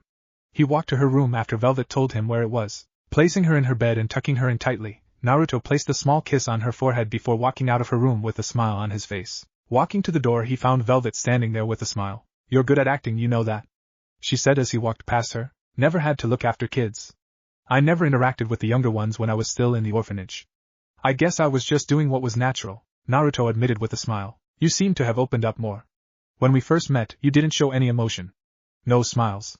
In fact, it's almost like you never had emotions to begin with," she said as a thoughtful look appeared on his face. "I guess Miyuki-chan's happiness and how she acted towards me today broke down the walls I put around myself." The innocent smile on her face, "I just couldn't help but give one to match, you know," he told her as he placed his hands in his pockets as Revel stood up from her sitting position on the steps. "Well, I have to say it really is an improvement considering when we first came here and you two met each other," Revel said, pointing at them. "It was like looking at a wacky mirror. You two were just like each other. Though the smiles you both have look really nice on you. You should smile more, Velvet-san, and you, Naruto-sama, should just place Rias at the furthest part of your head and forget about her. You'll have more people to help you now that you're a king," she added as she looked away from the two. "After all, I'm your first piece, so I will be the closest one to you," she finished, a cocky smile on her face. "You're a king?" Velvet asked, shocked, ignoring how Revel deflated at being ignored. "That I am. I also serve as a queen for someone else while maintaining my own peerage. I have help, of course," Naruto told her while pointing at Revel, who puffed her chest out proudly. "Is she your only piece?" Velvet asked, seeing as Naruto never referenced if he had more than one. "Yes, she is. And as you can see, she takes a lot of pride in that fact," Naruto said as a blush came across Revel's face, not that the two people behind her could see that. "Now I'll answer more questions on the way to our temporary home. Would you kindly show us the way?" he told her before asking her politely to lead them home. Velvet gave a nod before she walked in front of the two devils, with them following closely behind her. On the way, Naruto's attention was drawn to Velvet's bandaged arm. He remembered what Ajuka had told him before he left for the Isles. To find the Dion, look for her demonic arm. Narrowing his eyes as his attention was still on her arm, Naruto noticed that they had arrived. It was a small wooden house. Sending Revel inside after she grabbed the key from Velvet, he opened a garganta so that Revel could grab any gear that Naruto had placed within it. Once that was done, he closed it before Revel went to explore their current housing situation. "Velvet, I have something I need to ask of you," Naruto told her as he donned his expressionless mask. "What is it?" she asked. "Do you know the identity of a being called the Dion, the devil Ajuka Beelzebub asked me to find out about her," he explained as he noticed her bandaged arm's hand ball into a fist. "I'm afraid I don't know," she lied as Naruto let out a sigh. "Velvet, it's you, isn't it?" he asked with a nagging feeling. "You already know that I'm a devil. Raised in an orphanage run by a church. Tell me about your past and I will help you," he told her as he moved closer to her. "Yes. The reason I am the way I am is because I didn't want to lose my little brother," she admitted as she undid the bandages showing her arm. A giant black and red clawed hand was what met Naruto's eyes. On the fingers sat claws that looked as though it could easily rend flesh into nothing within an instant. Naruto's left eye recorded the look and the possible deadliness of the arm as he heard her speak again. "You told me about yourself. Now let me tell you how I became what I am," she said before walking off with Naruto following. Once they had stopped, he noticed her sitting on a bench, overlooking a beach as the water crashed violently against the rocks, staring at her demonic left arm with anger. Sitting down next to her, Naruto placed his attention on her completely as she let out a sigh. "Naruto, even though we just met, you interest me. You seem dead to the world, yet after today, you've shown that you can actually show emotions. Why do you hide them?" she asked. Naruto knew she was simply buying time, but deciding to humor the girl, he answered her question. "I was originally a knight to a different king. She brought me back when I was near death. After she did, I started to develop feelings for her. I thought I loved her, but in truth, I don't know how I felt about her. I don't truly know what love for another person is. At least romantically. I have felt the love of a mother, but that's it. So when it came time where someone wanted to force her into marrying them, she decided that she would have to give her virginity to a pervert she reincarnated as well. I was upset at first, wondering why I wasn't in his place. But now I just don't care. All I want is to protect those precious to me, and make sure that they can never be hurt, no matter the cost. He admitted as Murcielago appeared in his hand. It's with this blade, my sacred gear Despair's onslaught Murcielago, that I will protect everything close to me. He finished with a determined smile before turning towards Velvet, who was staring at her hand. The reason I am a Dryon, a rare demon, is because of my family. My sister Celica Crow married an exorcist by the name of Artorias, she said, noting that Naruto flinched at the title exorcist. It was a scarlet night, where a blood moon fills the sky with a bloody glow. She started. Flashback and backstory time. From here on, past Velvet will have quotation marks, while current Velvet will have thought marks. A younger Velvet was wandering around her small hometown of Abel. She was walking around with a smile looking for her little brother. She was wearing a long-sleeved brown-collared shirt that had the sleeves rolled up to her biceps. She was wearing gray jeans as well while having a pair of brown boots as well. Her gauntlet blade was still set on her right arm. I was 15 when it happened. A happy teenager, loving her life. Velvet spoke as Naruto's attention was captured. My little brother, Laphicet, or Laffy as I called him, was missing and I was trying to find him. I eventually found him in a forest. He was walking to the cape. She finished. The younger Velvet was wandering in a forest until she found a young boy with dirty blonde hair wearing a small gray cloak with matching shirt and pants. He smiled at her as they both continued on a walk. But they had to stop as they were suddenly attacked by a monster. Laffy, I want you to get away now. I will protect you, she said as a blade came out of her gauntlet. The demon, which stood at about the same height as the younger Velvet, looked oddly like a bipedal wolf with gray fur and farmer's clothes on. Its claws glinted in the light of the sun as it growled at her. It rushed her, ready to tear her head off, only for her to roll under it and swipe at its legs, cutting the thighs. She jumped over the wolf before stabbing it in the shoulder. She tried to remove her blade quickly, only to have the wolf grab her arm and slam her into the ground and throw her away like nothing as she slammed into a tree. She sat up as her little brother moved in front of her to protect her. Laffy? What are you still doing here? Velvet screamed in shock. I am still here because I want to protect you, Oni-chan, he said as the wolf charged both of them. Velvet threw herself in front of Laphicet to take the full brunt of the attack. The last thing Velvet felt was pain as she was slammed into full force by the wolf. She and Laphicet were sent to the ground. Pain was all Velvet felt as she blacked out. Laphicet's face was the last thing she saw. Small time skip. She woke up within her bed with a startled gasp. Looking around and finding herself in her room, she felt something sitting within her hand. Looking down, she found her little brother's comb sitting in her palm's grasp. Looking outside and seeing that the town was dyed a scarlet red by the glow of the moon, she got out of bed before heading outside and moving towards the shrine at the edge of town. On her way, she had a bad feeling as she couldn't find Laphicet anywhere. All she had was a small note in her pocket written by Laphicet. The note told her that he was with their brother-in-law Artorias at the shrine. When she arrived at the shrine, she found Artorias and Laphicet standing at the edge. Artorias will be referred to as Arthur whenever Velvet is around, but if she is with others, then he will be Artorias. Laffy Arthur, she called out to them as they both turned to her. Yet another sin I have to lay to rest, Arthur said as Velvet's hands and ankles were pinned to the ground as fire appeared on them. The fire didn't burn her but simply hold her in place. What are you doing, Arthur? She asked. This place is where a seal that protected this world is. Laphicet here will be sacrificed in order to ensure we are able to protect everyone, Arthur said as Laphicet was enveloped within a golden glow. What? You're gonna sacrifice Laffy? Are you insane? Velvet screamed as she glared at Arthur. Laphicet decided to sacrifice himself once he found out what I had planned. For what it's worth. At least this way you will be protected, he told her as Laphicet floated above a dark abyss before the golden glow moved outside and formed a golden pentagram around him. Though to Velvet's shock and horror, a golden cross appeared in Laphicet's chest. She saw his face opened in pain before the cross disappeared as he started falling. She pulled her limbs away from her binds and shattered them completely. Moving quickly, she ran towards the edge of the abyss before grabbing Laphicet's hand as she almost fell in but grabbed the ledge. Arthur moved up to the edge as he drew his blade in one hand as he stared at Velvet, who glared at him in anger. Yet again. You're a slave to your emotions. Goodbye, Velvet, he said as he slashed her arm off. Velvet watched in shock as her arm flew in front of her face as her own blood was splattered on her face before she fell into the deep dark abyss with Laphicet just ahead of her. Flashback end. I came out of that dark abyss, with my arm being how it is. As it stands now, I'm a demon who lives by killing other demons and devouring them, she admitted as her arm was wrapped in bandages once more. Ever since then, I've worked in the orphanage, and then I met Miyuki, and then raised her as though she was my own, she finished as tears had formed in her eyes. Velvet. You're a strong woman to be the way you are after what you went through. You are still sane and have a good heart. Naruto told her only to have her claws dig into his right arm as the bandages disappeared again. No, I'm not a strong woman. In my rage and despair, I slaughtered everyone I could find. Entire villages, men, women and children weren't spared. I devoured them all without hesitation. I'm nothing but a monster.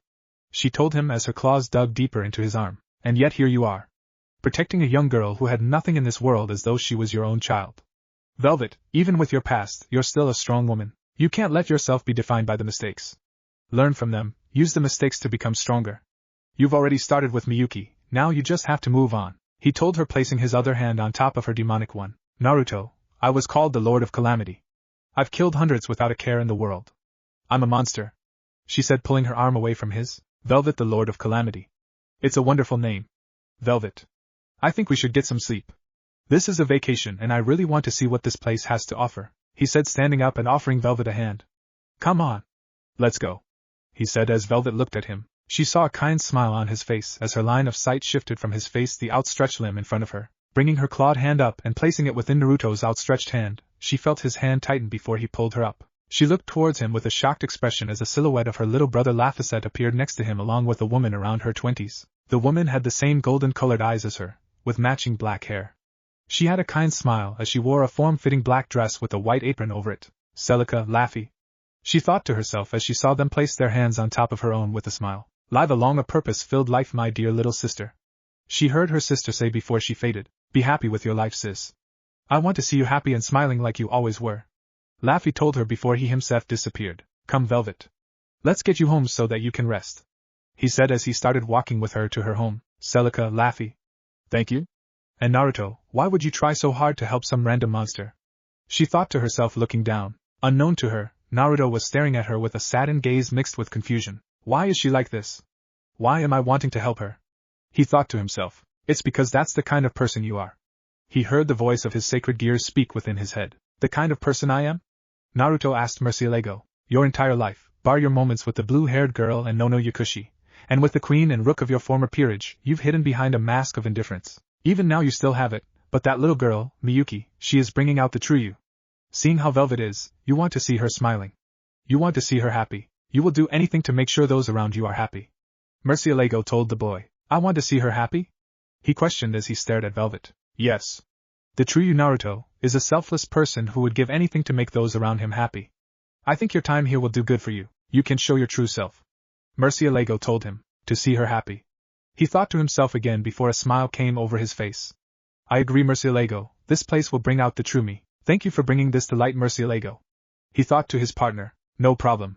I will always lend my power to you. I will protect what you want to protect. After all, we are partners.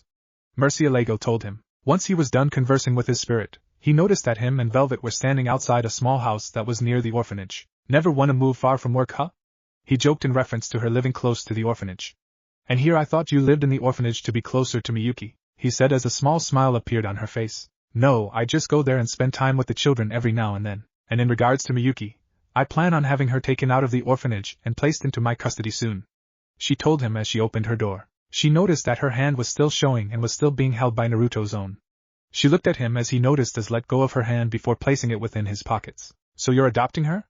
Naruto asked her as he stood at her doorway. Yep. I'm just making sure that I have everything ready for her. I just want Miyuki to live a proper life. She told him as her arm was covered in bandages once again. I can tell you'll be a wonderful mother, Velvet, he said before turning around and starting to leave. And also, Velvet, as long as I'm around, I will help you. Whether it be by helping you overcome your past, or simply being there, I will help you. He spoke seriously as he turned to her and showed a bright smile. After all you've been through, you deserve happiness, he said before he walked off back to his temporary home. See you tomorrow, Velvet, he said before he disappeared completely as Velvet shut the door. Naruto. Thank you, she said to herself, grateful that someone wanted to help her. Even if they just met. With Naruto at his house, he had just arrived home and opened the door and walked inside to see Revel sitting in front of a fireplace within the living room drinking a hot chocolate from a cup she found. Walking into the living room, he took his clothes off of his upper body, leaving him in a black and red singlet. He sat down on a chair that was next to Revel as his peerage set came out in a flash of energy. Placing it down on a coffee table that was in front of him, he looked at the set that was sitting in front of him. 8 pawns, 1 mutated bishop, 2 knights, a normal rook and a mutated rook, and his only queen piece was left. Looking at all of his remaining pieces, his eyes focused onto the queen piece that was next to his mutated bishop. Ravel noticed his gaze before her attention was shifted to her king himself. Have you found someone to take another piece? She asked, expecting the obvious. Yes. And with the power I felt firsthand, I think she would make a wonderful queen, he said, pulling his sleeve up to show the 5 holes in his arm from Velvet's claws. One thing that interests me is that she has slowed down my regeneration, he told her as the holes in his arms were closing only at a snail's pace. She was able to do that? How? Ravel asked, shocked. I think it's due to the fact she can eat other demons. While we are devils, I think we can fall under that category, or it's because we are demons, that she can't fully devour us. But she can still eat some and take power from what she did. When her claws were within my arm, I felt some of my own energy being drained. I didn't pay mind to it, but now I'm interested, he explained as a smile etched its way onto his face. Now all we have to do is get her to join. I won't force her. If she joins, it'll be by her choice, he finished, standing up. Also, Ravel, what do you think of living here? Naruto asked as he looked outside. Living here? She repeated. Yes. It's a big change compared to where you live now. But at least if we stay here, we can have peace. No worries about stray devils. No interaction with heaven, a place where all our problems are far from reaching us, he explained as he turned his gaze to her. It truly is a wonderful place. But are you sure you want to stay here because of the stray devils and heaven? She asked. Or is it because of Rias? She asked again. In truth, I have stopped caring about Rias. What I said was completely true. The only problem is that she would keep bothering me until I explain why I did what I did, and I can't deal with that, he told her. Why did you? I want to know as your bishop. No secrets, all right? She asked. Right. You're my precious bishop. The reason I did what I did was because I couldn't stand to always be reminded of how I caught Rias and Issei. I was actually getting ready to tell her that I had feelings for her, then I found her trying to give herself to Issei to break the contract. After spending time with Ofusheim in the dimensional gap, I learned that I had nothing but a crush. I learned that as she gave me what she thought was her love, I accepted it, and basically we've been a couple since. Kinda why she gave this marking, he said as he rubbed the marking around his neck. Right, she said it marks you as her mate? She said, remembering what the infinite loli said before she glared at Akino. Yep, he said simply. Anyway, it's time we get some sleep. Velvet is taking us out on a proper trip and show us around the town, he said as he walked towards the bedrooms. I've been meaning to ask. What is the name of this town? She asked as she stood to follow him. Abel, was all he said before he went into his room. Ravel smiled as she walked into her room with a smile. Naruto-sama, I feel that you will unleash your true power in a bid to do what you must, she thought as she sat on her bed. Good luck, was all she thought before she let sleep envelop her. Time skipped to the next morning. Naruto woke up to something he hasn't experienced in ages. Peace. No soundbar, the playful tweeting of the birds. No alarm clock blaring in his ears as it rudely wakes him. Sighing to himself, he pulled himself out of bed and walked down to the kitchen. He entered the kitchen and opened the cupboards before he grabbed 2 cups. Placing them on the bench, he pulled out a bag of powdered chocolate before he started to make some hot chocolate for his bishop and himself. Once he was done, he grabbed the hot chocolate he made for Ravel and placed it aside before moving on to making blueberry pancakes. After he finished those, he heard a knock at the door. Walking over to it, he opened the door and was met with both Velvet and Miyuki standing there. Good morning, Velvet-san. And a wonderful good morning to you as well, Miyuki-chan, he said to them both before ruffling the little girl's hair. Do you want to come inside? I just finished preparing breakfast for Ravel and myself. I wouldn't mind making some for you too, he asked as he stepped aside as Miyuki moved inside, leaving the 2 teenagers standing at the door. Energetic, isn't she? He asked, laughing slightly as the girl disappeared into the kitchen. She truly is.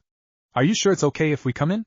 I already made food for Miyuki and myself, Velvet said as she looked sheepish as they both stepped inside. Once Naruto shut the door and turned to Velvet, he saw her wearing a pair of black jeans with a brown vest covering her upper torso. Her left arm still had the bandages on them while her right had her gauntlet on it. She was also wearing a pair of black boots. Naruto had to admit that this made Velvet look like a normal teenager, and not a demon who's had a tough life.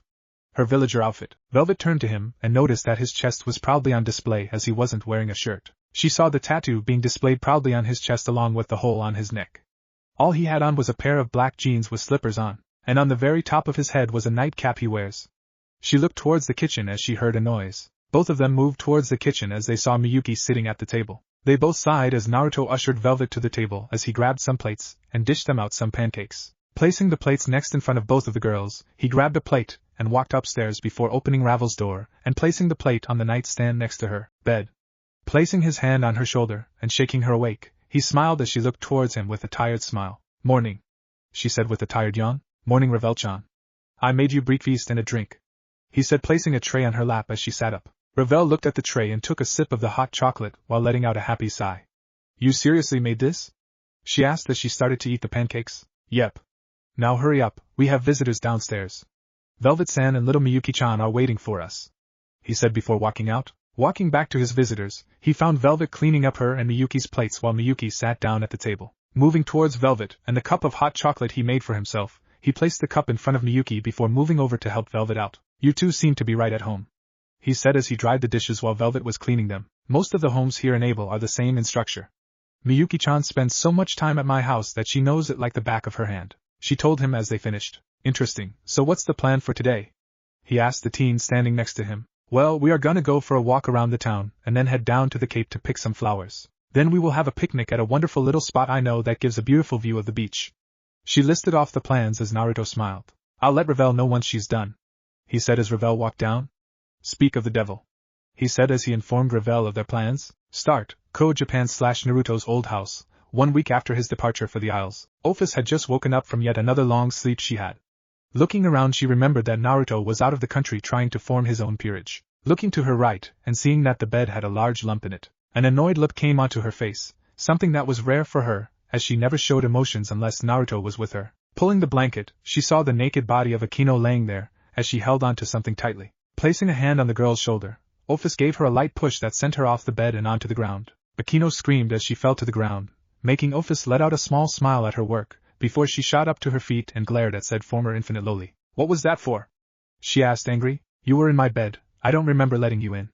And only Naruto can sleep next to me, Ophis told her as she crawled towards Akino and stopped at the end of the bed. Looking down, Ophis saw something that irked her. Laying on the ground was a dakimakura that looked hand-stitched. On it was her blonde interest in a pose that most women would consider amazing as his slightly wet hair stuck to his face, his impassive gaze locked upwards, his clothes messy and slightly see-through as well, his pants being pulled down slightly on one side.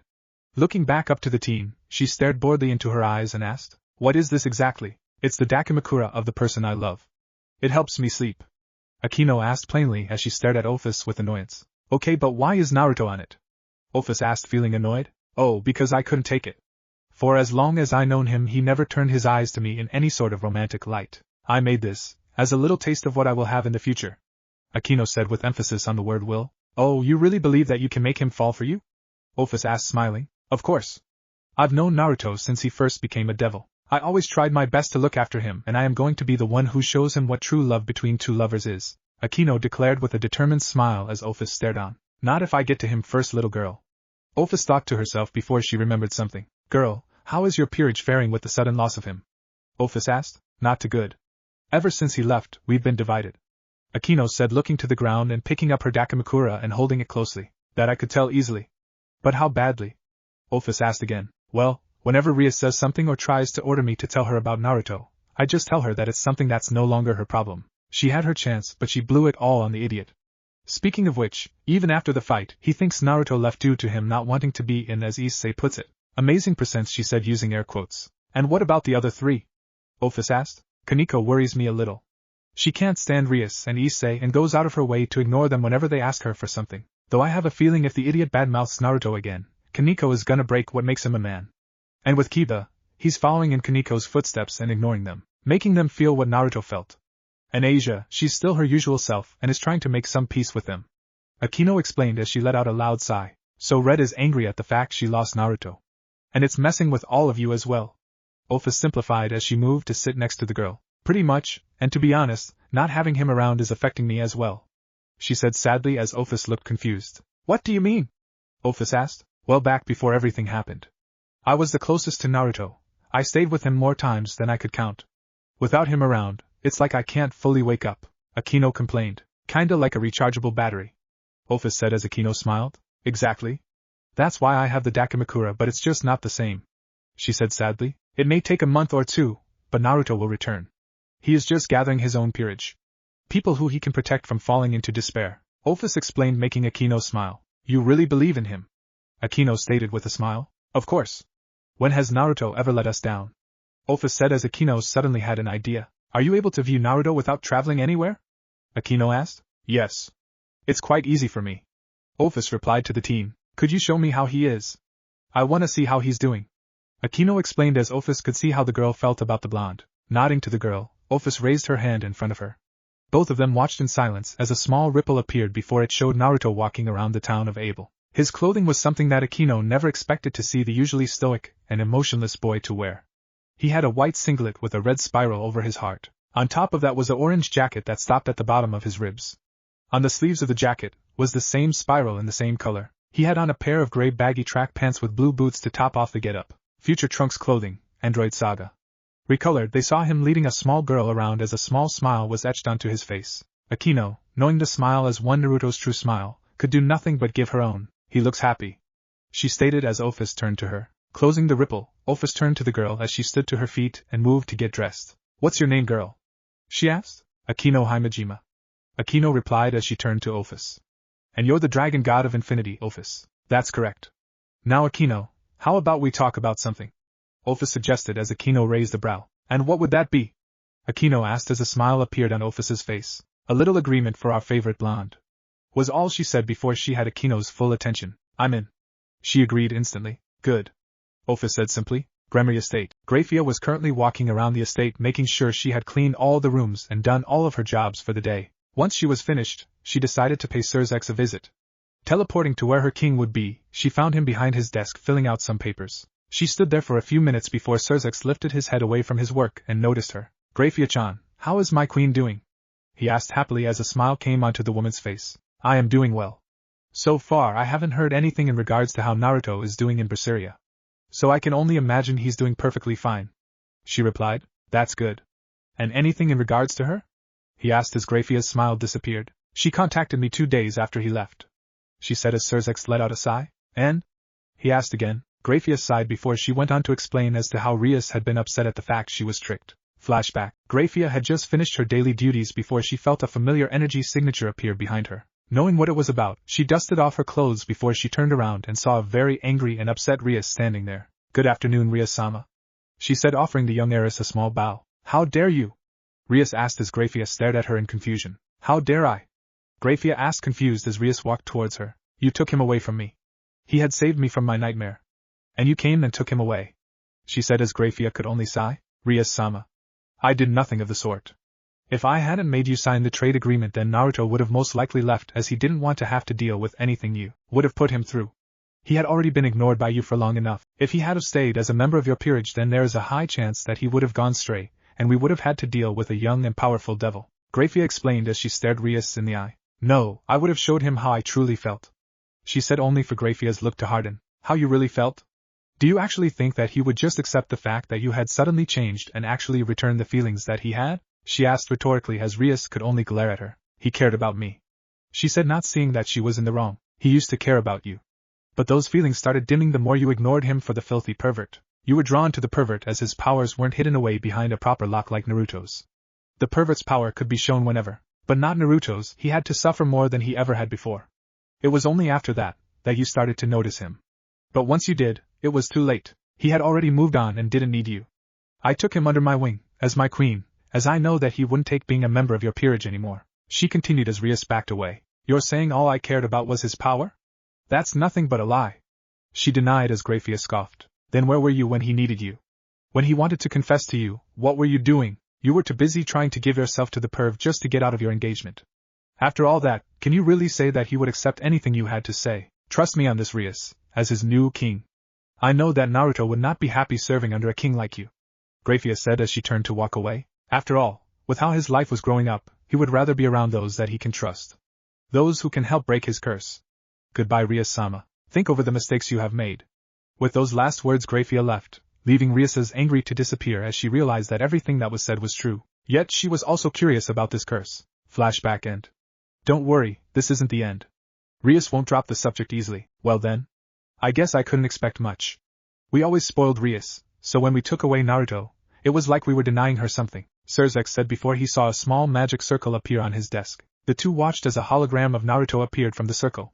He bowed to the two devils in front of him. Lucifer-sama. Graphia-sama. He said, Ah, young Naruto, welcome. We were just wondering how you were doing. I must say I like your clothing choice, Surzex said as Naruto had taken off his jacket and was now reporting in his singlet. Thank you, Surzex-sama. I am getting in contact with you because I need help with something here in the Isles. he said, causing Grafia to become suspicious and a little worried. Is there a problem? She asked as Naruto turned to his king. Not in the way you were thinking. After discussing this with Revel, we were both thinking of properly moving to the Isles and making it our home and base of operations. We both enjoy it here. He explained. Does Revel know what your true intentions are? She asked as Naruto nodded, folding his arms. She knows that I am doing this as a way to be away from her.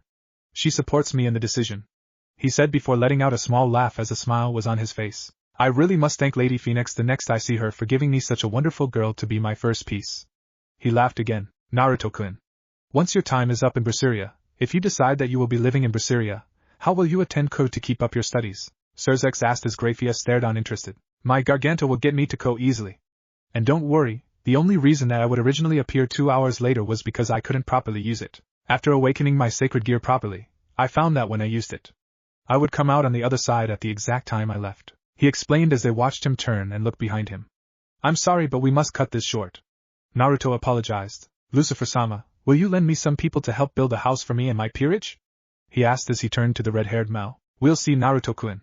You just go have fun on your vacation, he said before the door his office opened. The occupants turned to see Rias there, glaring at the silver-haired maid who only gave an stoic gaze in return. Surzex smiled before his gaze wandered to Naruto, who looked back to him and gave him a nod.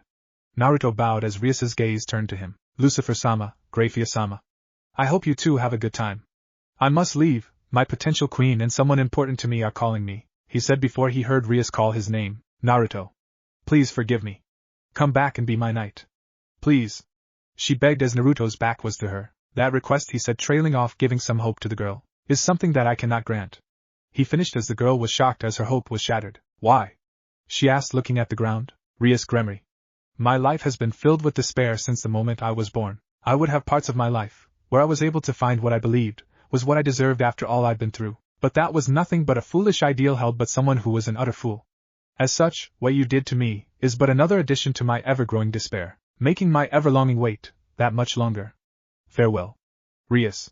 He finished as the hologram disappeared. Rias's gaze was stuck to the ground as his words bounced around in her head. All this time, she started. He's been waiting for something that he could see as the end. The thing that ends despair's long grip on his life and make him feel happier about himself, to make him realize that he doesn't have to suffer within despair. And like everyone else, he too can have happiness. Grafia finished as she bowed to her king. I'll take my leave, she said before disappearing. Surzex could only watch as Rias turned around and walked out of his office. He could see that she was still reeling from the fact that Naruto had originally seen her as the way to break his despair, only for her to screw it up. Feeling sorry for her, he stayed where he was, head in his hands as he let out a heavy sigh. Hopefully, this will allow you to grow more as a king, Rias.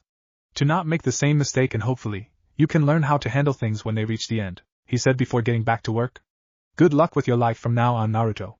Knowing your supposed luck from what Grafia has told me, your happiness could be ended within an instant. A positive for the negative, he thought to himself. But you're a strong kid. You can bounce back from anything, he thought before he went back to work.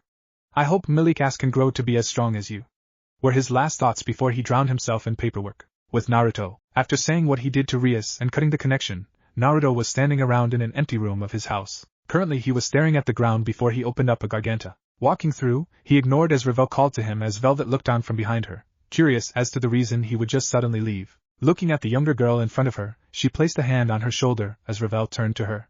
Walking to the lounge with the younger girl following her, they both sat down on chairs as Miyuki walked in and looked around in search for Naruto. What's wrong with Naruto? She asked. Guessing from how he acted, he had to deal with her. Revel answered as she looked Velvet in the eye. Her? Velvet asked, confused as she wondered who Revel was referring to. Naruto-kun's previous king before he took on the placement of queen under the devil Grafia Lucifuge. Revel said. She went to continue only for Velvet to interrupt her. Explain who Grafia is later, Naruto, and her first. Velvet demanded as Revel nodded. Right.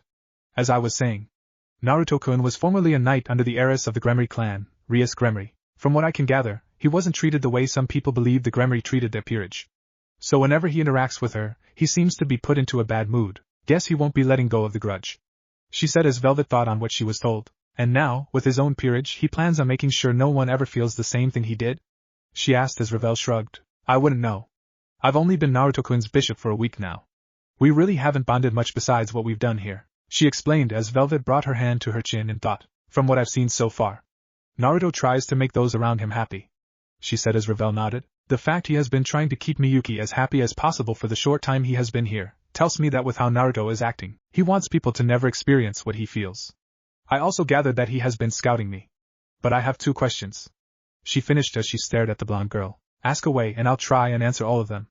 Ravel said as Velvet stared her in the eye. First of all, what piece am I being scouted for? She said as Ravel released a sigh. How it is so far.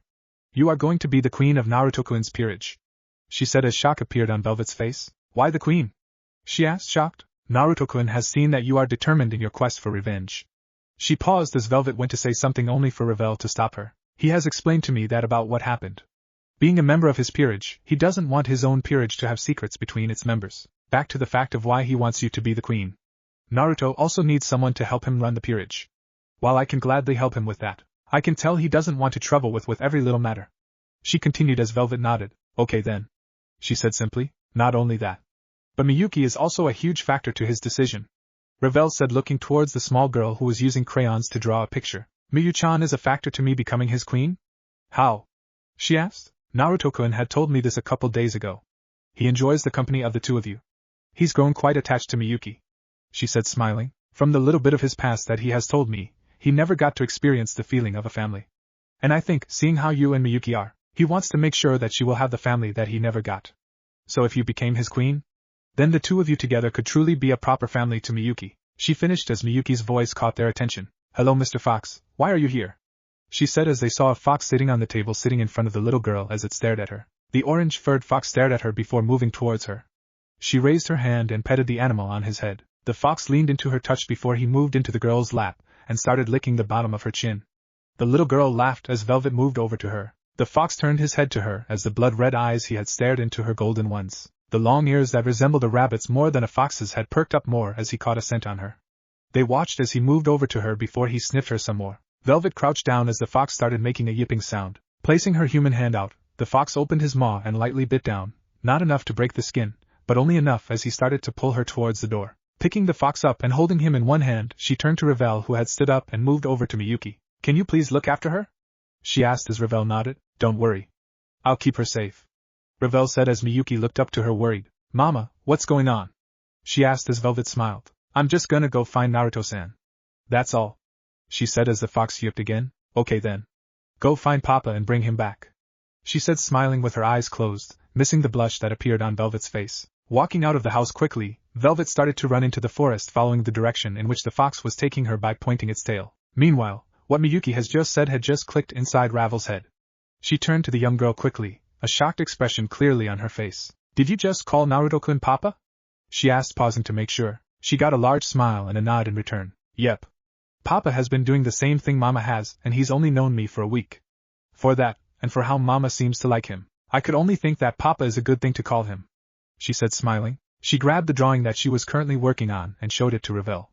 She saw that it was a normal drawing that a child would normally make. On it was 4 people. She saw 2 people standing on the left side with blonde hair. She looked over the drawing before she looked back at the young girl. Looking over to the right side, she saw another person that had long black hair and a red-colored arm. In between the taller blonde and the black-hair woman was a drawing of a little girl with black hair.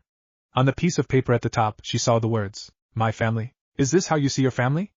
Who is this next to Naruto?" She asked as Miyuki pointed to the people. That's you? She said, pointing to the shorter blonde. Why am I here? She asked, surprised. Because I see you as my big sister. Miyuki said as Ravel's eyes widened. Ravel couldn't hold herself as she wrapped her arms around Miyuki and pulled her into a tight hug. Miyuki simply giggled before returning the hug as the Ravel was laughing slightly. I'm finally an older sister. She yelled in happiness as she pulled away. With Velvet, she was currently walking around the dense forests on the outskirts of town. The orange-furred fox pointing her in the direction of the person she was looking for. She eventually came to a large cliff where the waves below constantly crashed into it, spraying it upwards. Looking around as the fox that was on her shoulder did the same, she eventually saw a small pillar of smoke rising to her right. Looking to the fox on her shoulder, she turned back to the pillar as she walked off in the direction of the smoke. After wandering for about 10 minutes, she eventually came to a destroyed clearing. Looking around, she eventually found Naruto, who was trying to gather energy into his right hand. She watched as a black orb had formed into his hand. Running towards a tree, she watched as he slammed his hand into the tree with the energy dispersing. She watched as he stepped away before he formed a green javelin in his right hand and cut the tree down in annoyance. The spear disappeared as she started to walk towards him. She watched as he turned to her. She stopped slightly as Naruto's eyes had changed from their normal sapphire blue right eye, and his emerald green left eye, to a golden color on a black background. He let out a sigh as his eyes turned back to their normal color. "What are you doing out here, Velvet-san?" he asked as she gave him a cocky smile. "Looking for you. Didn't expect to see you just leave like that. You looked like a kid who was throwing a tantrum." She mocked as Naruto closed his eyes and scoffed. "I just had to blow out some steam, that's all," he said with a smile as she raised a brow. "Because of your former king, right?" she asked as Naruto's eyes widened. "How did you? He was cut off by the woman in front of him, Ravel told me." She explained what she knew of your past. She told him as Naruto shook his head. "That's my bishop and manager for you," he said, chuckling lightly, "making sure that we are set for the future," she said as Naruto looked her in the eye questionably. "What do you mean we?" he asked as Velvet walked over to a fallen log and sat down. He followed and sat down next to her, as the fox on her shoulder jumped off and moved over to Naruto. He turned his attention to the fox for a bit as he pet the animal, getting a happy yip in return. "So that's how you were able to find me," he said as Velvet looked to the fox in his lap. "Yeah. That little guy was the only way that I could find you. He led me right to you," she said as Naruto stared down at the fox in his lap. "No matter what, you've always had my back. Ever since I found you. Isn't that right, Kurama?" he asked as the fox just seemed to nod. Velvet looked at the two before Naruto turned back to her. "So, you decided that you would join my peerage?" Naruto asked as she nodded. "Yes, I did. I'm joining to make sure you can keep yourself safe and for her," she said as Naruto nodded understandingly. "Miyuki. I want her to remain safe. Not only her, but you as well. Since I came here, you've been nothing but helpful, and Miyuki has been a light in my relatively dark world. I want to keep her safe, so that she won't fall to my curse," he said as he looked to the ground. "Your curse?" Velvet asked, curious. "It's something I believe is within my life. When I find something that I can see as my light, it always ends up being taken away from me. It's happened quite a few times. Now it's the source of my true power. I use the power of the despair I feel, in which I can channel it, and then I change," he said as entered his sacred gear form. "So that's your power," she stated as she looked him in the eye. Emerald green eyes stared into golden as he turned his head away. "Despair's onslaught Murcielago. That is the name of my sacred gear," he explained as the form disappeared. "With it, I have a lot of abilities that are useful, such as high-speed regeneration." He started as she looked intrigued. "High-speed regeneration, huh? What can you heal with it?" she asked as he smiled lightly. "Just about anything. I focus my energy to the wound and then it is simply gone within a second. Though there are two things that I can't regenerate. My brain and other vital organs. Should those be destroyed, I'm finished," he explained as Velvet laughed. "So all we have to do is make sure that doesn't happen." "Sounds easy enough," she joked as Naruto went on. "Then as you saw earlier, I can form orbs made of pure energy. Though, the difference is that I was trying to create a close-range attack. Usually, I simply gather the energy and then release it. I can form it into a ball and make it stronger depending on how much energy I use for it. When it is formed into a ball, it's called a Zero. I can form it around my hand without making anyone take notice and release a much weaker version. The difference is that this attack travels more as a wave and faster than most people can track. It's called the Bala.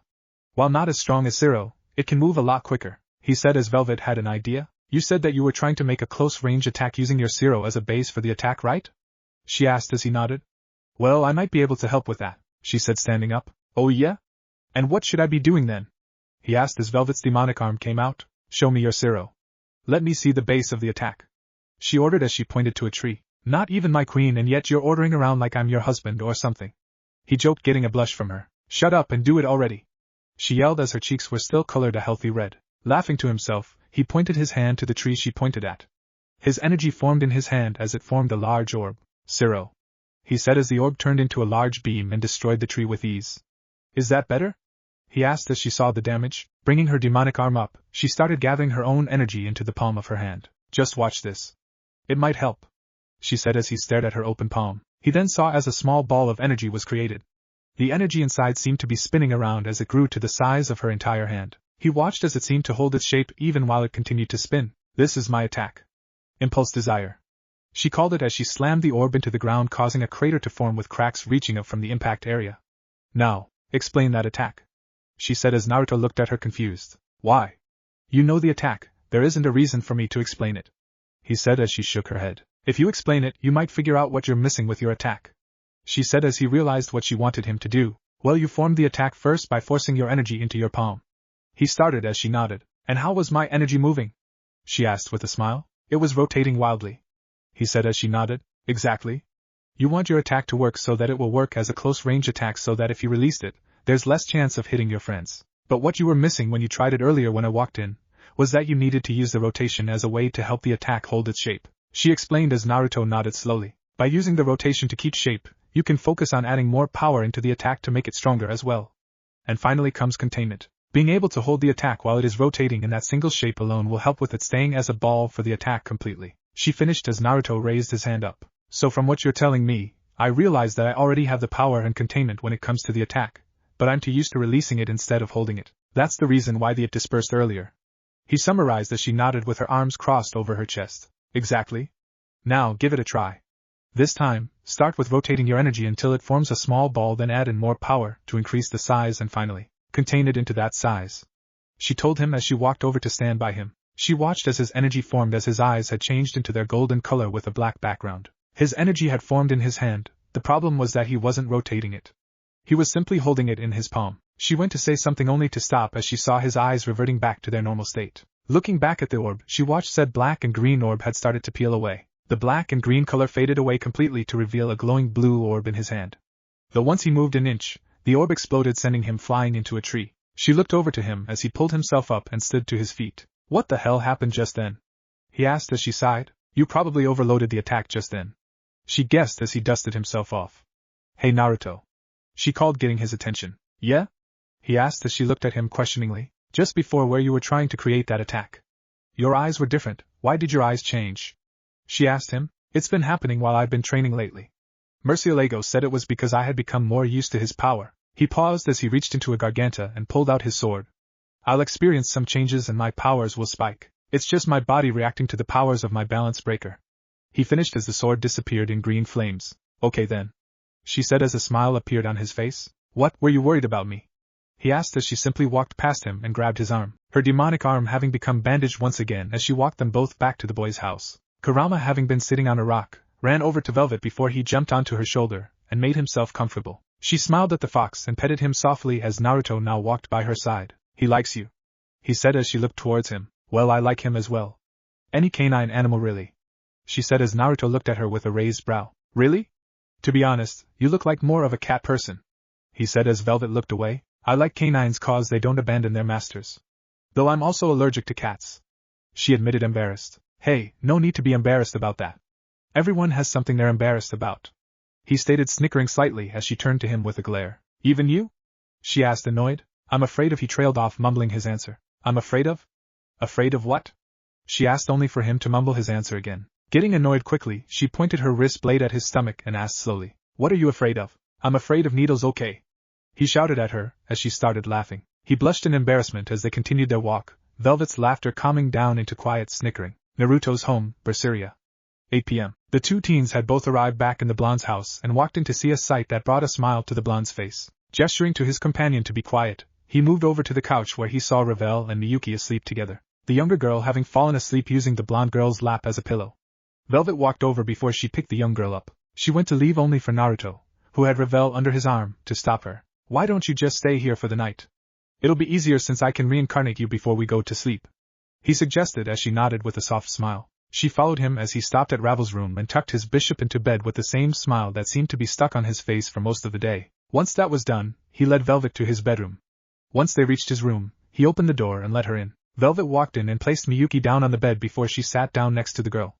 Naruto smiled at her before his expression turned serious. You ready?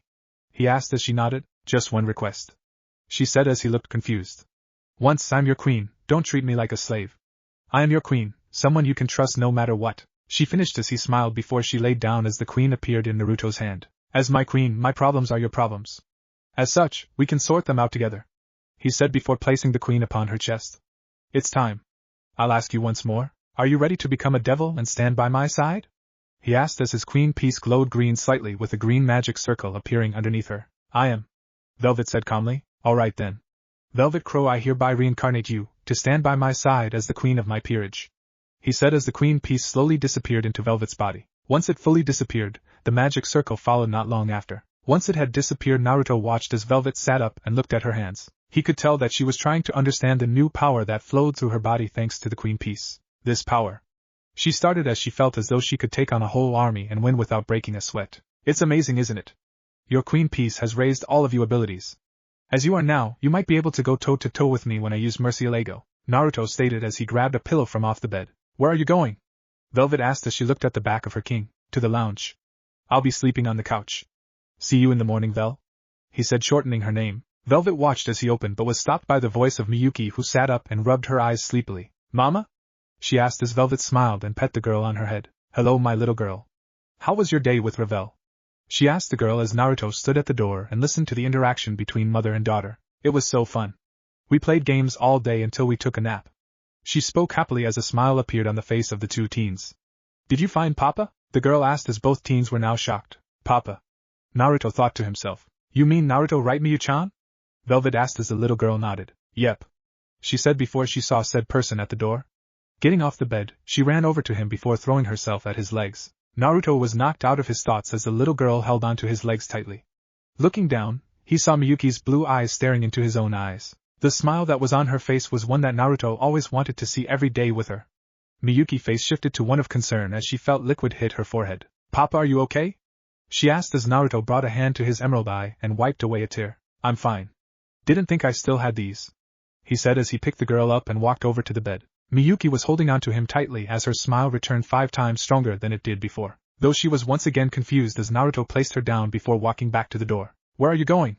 She asked with her cheeks puffed in annoyance. Your mother and you can have the bed, I'm gonna be sleeping on the couch, he told her as she ran over to him again and grabbed his hand. She pulled with all the strength her little arms could muster as she dragged him over to the bed. Getting behind him, she pushed with all the strength that she could muster until Naruto was sitting on the bed. Panting slightly, she was smiling her usual smile, one that caused Naruto to let on his own, no matter how small it was. You will sleep here with Mama and I, she said as the two teens looked at each other before looking away with blushes on their faces. Miyu-chan, are you serious? Velvet asked, shocked at what her daughter wanted her to do. Yep. That's how families sleep, she said before climbing onto the bed and getting under the blankets. Naruto stared at Velvet as she stared back, a small blush on both of their faces, their teenage minds not believing that this was an event about to happen. Naruto shrugged his shoulders before he got under the blankets of his king-sized bed.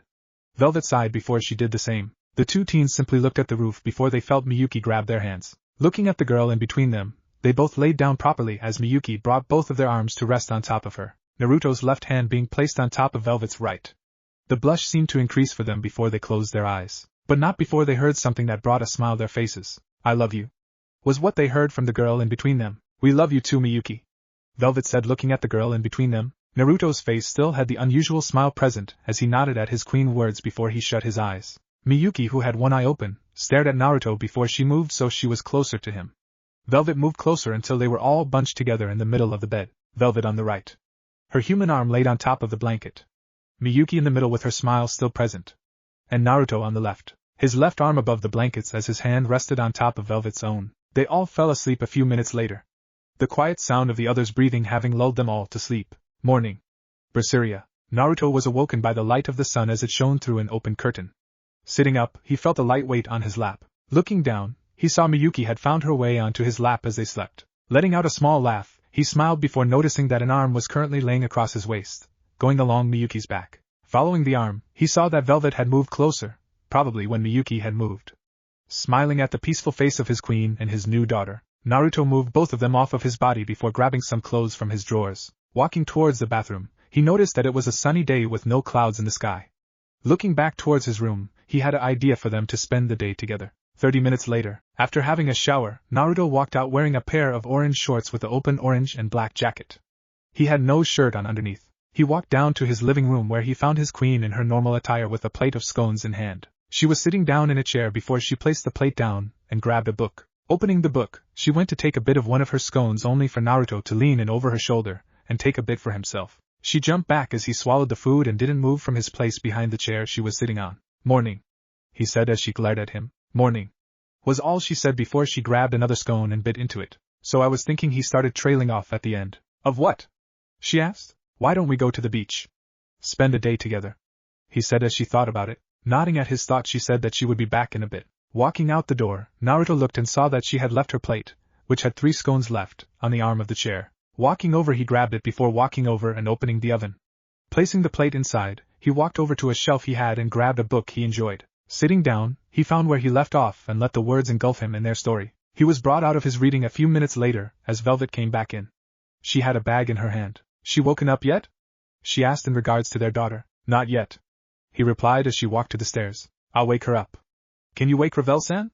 She asked as he closed his book and stood to his feet. Sure, he said, following after her. Eventually, he came to Ravel's room.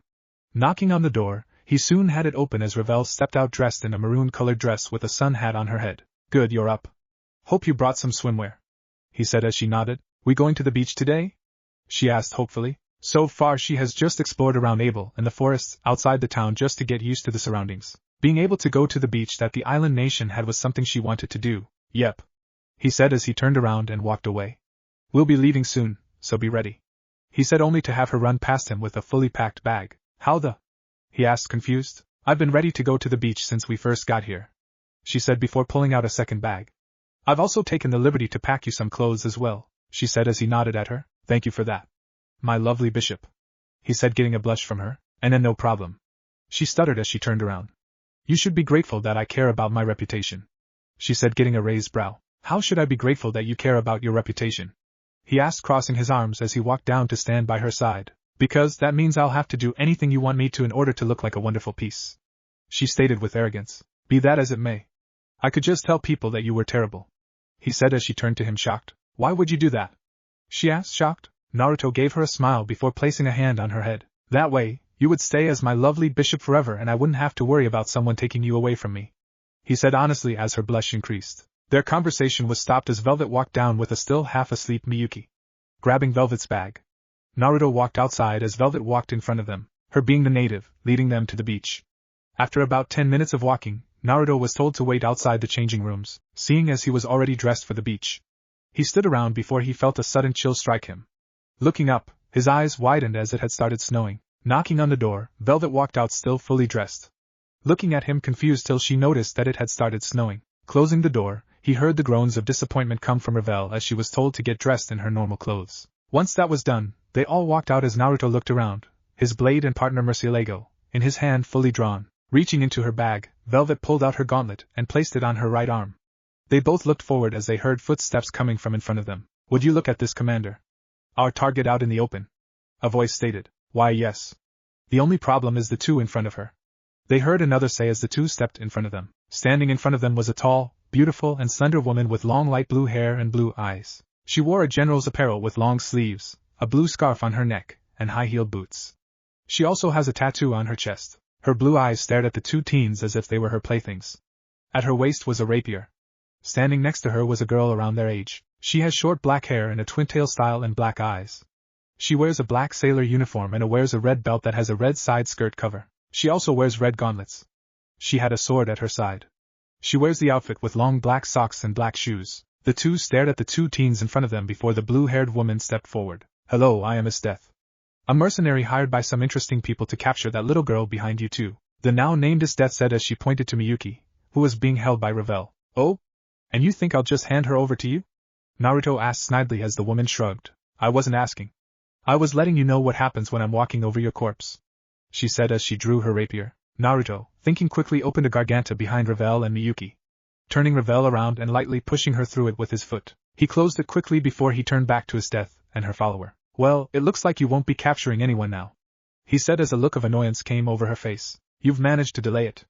I'll just make you open up that portal after I'm through torturing you, she said, smiling as Naruto's face showed no emotion. Velvet, I want you to take care of the girl, he said, looking over to the girl around their age only to see her missing. He felt his pesquisa go off.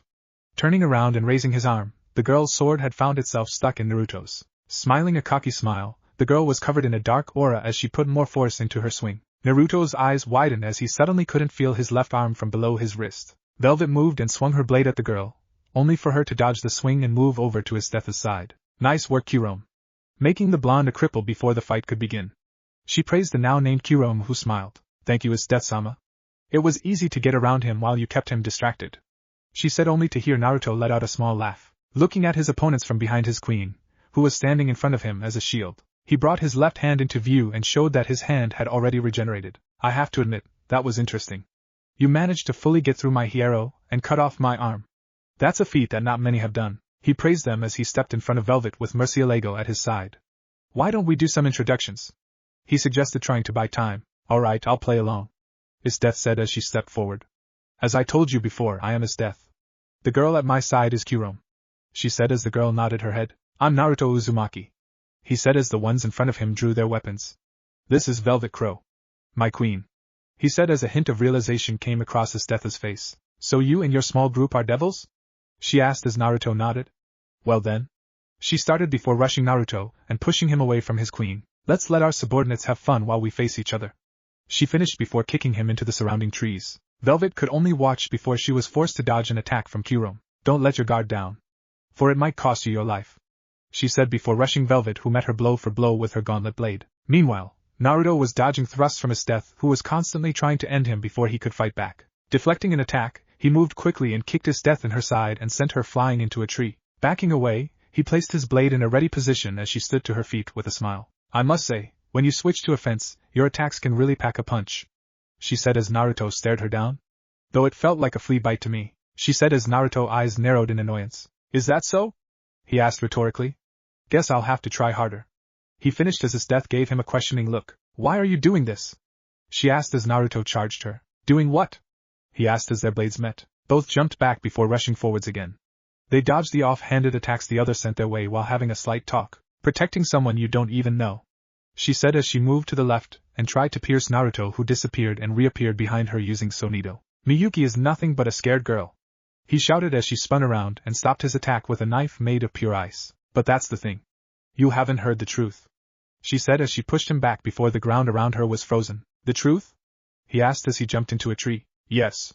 The truth behind the connection of your dear queen and that little girl, she said as Naruto pointed his blade at her. Before I attack you, I want you to tell me what you mean, he said, getting some breath back. Miyuki Crow, as her name would be, isn't a normal little girl. I've been on this island doing research on my target since I was given the mission, and to see that little girl treated the way she was disgusted me greatly. Estetha admitted as a look of shock appeared on Naruto's face. But I can see why, she said as she stared at Naruto, who only glared at her. And what reason would that be? He asked as he gathered his energy around him. You know the saying, don't you? Estetha asked as she took off her hat. Humans fear what they don't understand and hate what they fear, she said, giving Naruto a slightly edited quote. And what does that have to do with anything? He asked as his sword disappeared. Estetha raised a brow at the action before she continued. Everything. They hated the girl because they don't understand how she came to be, she said as Naruto looked on confused. And how did she came to be? He asked as he felt an energy spike in the distance. She was created as a lock, she answered as Naruto turned his attention back to her. That feeling you got just now. It was what is known by some as the awakening of calamity. Without the lock of calamity, the Lord of Calamity will rampage once more, she explained as a look of slight worry appeared on Naruto's face. You mean? He asked, having a hunch where she was going. Yep. Miyuki Crow was created by the world itself as the lock to prevent Velvet Crow, your queen, from going on a rampage and destroying the world, she explained with a dark smile as Naruto looked to where Velvet was. Damn it all, he said as he turned back to her. You splitting us up was all part of the plan, wasn't it? He accused her as his power leaked out. Not originally, but once I saw you send away the Lock of Calamity, I knew it was only a matter of time before the Lord of Calamity went out of control. I could tell when I saw her that the lock was what was keeping her from destroying everything. And now with the lock Satan knows where, it's only a matter of time before she destroys everything, Estetha said before she broke out in laughter. Ha ha ha, soon all the weaklings will die and only those who are truly strong will survive. A true world order will form from the ashes, and for those who oppose the order, they will die thanks to the Lord of Calamity being our weapon. She continued to laugh until she felt a large surge of power. She stopped laughing and saw Naruto floating above the ground in his sacred gear form. His black wings fully spread out as the white cloak fluttered gently in the small wind. A scowl was found on the usually stoic boy's face as he formed a green javelin. So that's how you live, huh? A philosophy where the weak must die so that the strong can live on, he said, pausing as he let the thought sink into his head. Estetha rushed him with a glare as multiple spikes of ice formed at his feet. They all moved, getting ready to impale the boy as Estetha thrusted her now drawn rapier in an attempt to kill the boy. Naruto only looked on before he disappeared and reappeared below her. Spinning around as one of his wings were wrapped around him, he flung it open, sending her into the arm from the attack. Appearing above her, he swung down with all his might, sending her hurtling back to the ground. Crashing in the now destroyed, frozen ground, he landed beside her before stomping on her chest. The action caused her to get sent into the ground more as a Ciro formed at his fingertips. If that's the philosophy you live with, then by all rights, I should kill you here and now, he said as Estetha closed her eyes accepting her fate, only to feel Naruto take his foot off of her chest and start walking back to where his queen was as he turned back to normal. Estetha brought herself to her feet as she stared at the teen who continued to walk away. He could have ended her, yet he let live. What are you doing? She screamed in confusion as Naruto stopped and looked over his shoulder at her. Letting you live. You lost the battle, there isn't a need to kill you. Nor do I want to kill you, he said before turning back and walking on ahead. Find another way to live. Living the way you are now, all it'll lead to is death. He added before she stopped him again. A group of fallen angels, she said as he turned to face her. This time, confusion written clearly on his face. What do you mean? He asked. The people who hired me and Kurome. It was a group of rogue fallen angels. They knew of the Lord of Calamity, and her lock. They are stationed in an old abandoned building to the north, she said as Naruto raised a brow. Why are you telling me this? He asked in a rush as he felt another spike of energy. Because of what you said. If I continue to live by that philosophy, then all I'll get is death, she said sadly as she cradled what she felt was a broken rib. I haven't lived my life enough to let myself die. She finished as Naruto let out a small smirk before a notepad appeared in his hand. Writing on it, he walked back over to her and gave her the page he had written on.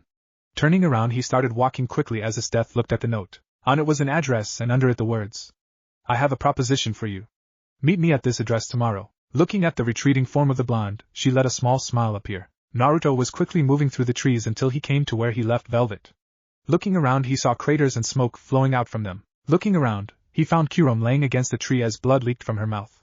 He looked across from her and saw Velvet covered in a red and black aura. Moving closer, Naruto stopped in front of her and grabbed her demonic arm. The clawed fingers dug into his arm as he grunted, feeling some of her dark energy flow into his body while she stole his own. Calm yourself, Velvet, he said as she growled at him. Why should I? These pieces of shit want to take our daughter from us. I won't allow that. I'll kill them before they can even touch her. She snarled in anger as Naruto held her arm tighter as the claws dug into his skin more. He grunted as a small smoke trail started from his arm as he tried to heal the damage that was constantly being made. Look at her, Velvet, he urged as the girl looked towards the scared teen in front of her. She's terrified of you. She wouldn't be able to fight back. Don't waste your time or energy, he said as she started to calm down, as Kurome could only wonder how he managed to calm her. If they try anything, she started as Naruto cut her off. They won't. In fact, I think we could use their help, he said as she looked at him. With what? She asked, confused and angry. Getting payback against the ones who tried to take Miyuki from us. They are under orders from others. Plus his death isn't in any condition to fight. They won't be a problem, he said as she took her claws out of his arm. Opening a garganta, he told her to take a few seconds to compose herself while he went and talked with Kurome. Walking over to the scared teen, he saw as she tried to back away in fear. Don't be scared. I'm not going to hurt you, he said as she was hesitant to trust him. Listen, when you meet up with his death, she'll tell you about a meeting. Go with her, he said as she looked at him with fear in her eyes. Why should I believe you? She asked as Naruto looked at her. Because I'm the reason you're still breathing, he said before walking to his queen who was waiting for him. Kurome watched as they both walked into the portal before she saw it close. Looking to the sky, she watched as it cleared up and a light shined on her. Hearing noise beside her, she watched as his death sat down next to her and showed her the note. We might have a new employer. She laughed as Kurome closed her eyes. I need a nap, she said as his death laughed before they both stood to their feet and walked to the nearest hospital. ORC club room. The peerage of Rias Gremory were all assembled as an awkward silence filled the room. Before it was interrupted by Issei as he walked through the door. Before he could say anything, everyone was shocked to see a garganta open above him and for Revel to fall through and land on the privet. Her knees met the back of his head. When she got her bearings, she quickly stood up and looked at everyone in the room. Miyuki was hiding behind her as Akino walked over. Revel-sama, what are you doing here? She asked as Revel looked at her. That idiot booted me through the garganta when he saw that a fight was about to start, she said, annoyed as Akino noticed the small girl behind. Who is that adorable little thing? She asked as Revel blinked. I'm Miyuki Crow, she said shyly as she continued to hide behind Revel. Akino got down on her knees and smiled kindly at the girl as Miyuki looked away. Hello, Miyuki-chan. I'm Akino Himejima. But you can just call me Akino Nisama, she said gently as Miyuki looked at her. Nice to meet you, Akino Nisama, she said as she continued to hide behind Revel. Akino smiled before looking over to Kaneko. She saw this and sighed heavily before handing Akino a lollipop. Akino thanked her and promised to pay her back before she turned back to Miyuki. Do you want this candy? She asked gently as Miyuki stared at Revel, who nodded. Go on. She's a nice lady, she said as Miyuki walked out from behind Revel and reached for the lollipop. Akino gave the young girl the lollipop, which she instantly placed in her mouth, before she smiled at the girl. Everyone who was in the room stared at the young girl who smiled back at Akino. Small time skip. Revel and Miyuki had getting to know the people of Naruto's former peerage for the past half an hour. Revel saw as to why Naruto kept most of them dear to him, though she would lightly glare at Rias out of the corner of her eye, but she would also thank her at the same time. If she didn't screw up the way she did, then Naruto never would have left, and she wouldn't be his bishop. Miyuki on the other hand was happy spending time with others that she started to see as her family. Rias, having enough of waiting around and saying nothing, stood up to speak only to be cut off as they all heard the sound of the Garganta open. Looking back over to the door, they watched as Velvet jumped out of the Garganta and instantly looked around for Miyuki. "Mama," she called as the others who looked at Velvet who smiled and walked over to her. Miyuki got off the couch she was on, next to Kaneko, and went and hugged her mother who flinched at the contact. Miyuki pulled away and looked worried at how her mother flinched. Looking up, she saw Velvet holding her side as some blood leaked out. "Are you okay?" Miyuki asked, afraid. Velvet smiled at her and rubbed her head with her non-bloodied hand. "I'll be fine. I've been through worse," she said as the others heard Issei, who was still unconscious, groan in pain. Looking over, a smile came to all their faces as Naruto was standing there, his foot lodged somewhere firmly between Issei's lungs and stomach. His face had a small smile as he saw everyone else, but it faded when his eyes met Rias's. Stepping off the perv, he stepped forwards as Asia noticed that he had blood flowing from multiple holes in his right arm. She rushed over to him only for him to stop her. "Heal Velvet first," he said as she nodded before moving to the Therian's side and using her sacred gear to heal any wounds on her body. Naruto smiled at how Asia was willing to help someone, but laughed slightly as Velvet looked uncomfortable at how eager Asia was to help her. Akino stood to her feet and walked over to the other blonde in the room, besides Kiba, and stopped in front of him. Naruto's gaze met her own as he saw something in her eyes that he couldn't place. He was caught off guard as she brought him in for a tight hug. Pulling away, she smiled at how he hadn't changed, though she was still worried about the blood that was dripping from his arm. Rias, walking over, stood in front of him, and all he could see was the regret held within her eyes. Velvet, seeing this, stood up and made her way over to the redhead, quickly moved in front of her as she tried to take another step forward. "Get out of my way," she said gently as Velvet's left arm came undone. "Why should I?" Velvet asked as she brought her left arm up. "I need to talk with Naruto," she said as Velvet didn't move. "Then talk, I don't need to move," Velvet said stubbornly as Miyuki walked over to Naruto and grabbed his leg. Naruto smiled at her as he gently patted her head as Rias glared at Velvet. "This doesn't concern you," she said as Velvet gave her signature cocky smirk. "It concerns my king," she said as Rias stepped back slightly as Velvet took a step forward. Naruto, seeing where this was going to stop them only for Asia to punch him in the arm where the blood was leaking. He looked at his little sister as she started to heal the holes that were located in his bicep. "She needs to hear it from someone else, to show that you have moved on," he heard her say as he watched as Rias was backed against the wall by Velvet. "But just because you moved on doesn't mean that you can stop visiting us," she continued once she was finished. "I'll try and visit more," he said as he picked up Miyuki. "So you're his queen, so what?" Rias said, trying to act tough as Velvet stared her in the eye. "He was my knight first," she said as Velvet's eyes widened. "So you're the one, his former king?" "I have to thank you," Velvet said as she brought her arm up to her side to rest on her hip. "For what?" Rias asked, confused. "For screwing up so badly with him. If you hadn't have done that, then Naruto would have never come to our home and made me his queen," Velvet said as she walked back over to Naruto, who stood next to the still open Garganta. "Maybe next time, look at the diamond in the rough and not the gold in the open, you foolish girl," she said, pushing Naruto through the Garganta as Ravel followed after him. Before she went through though, Velvet turned to the rest of the peerage. "Thank you all for looking out for Naruto while he was part of this failure's peerage. Don't worry, I'll make sure that he'll visit. We just got a lot of things to do at our home," she said before turning back and walking into the Garganta. "Oh, and Red," she said, getting Rias's attention. "The name's Velvet Crow.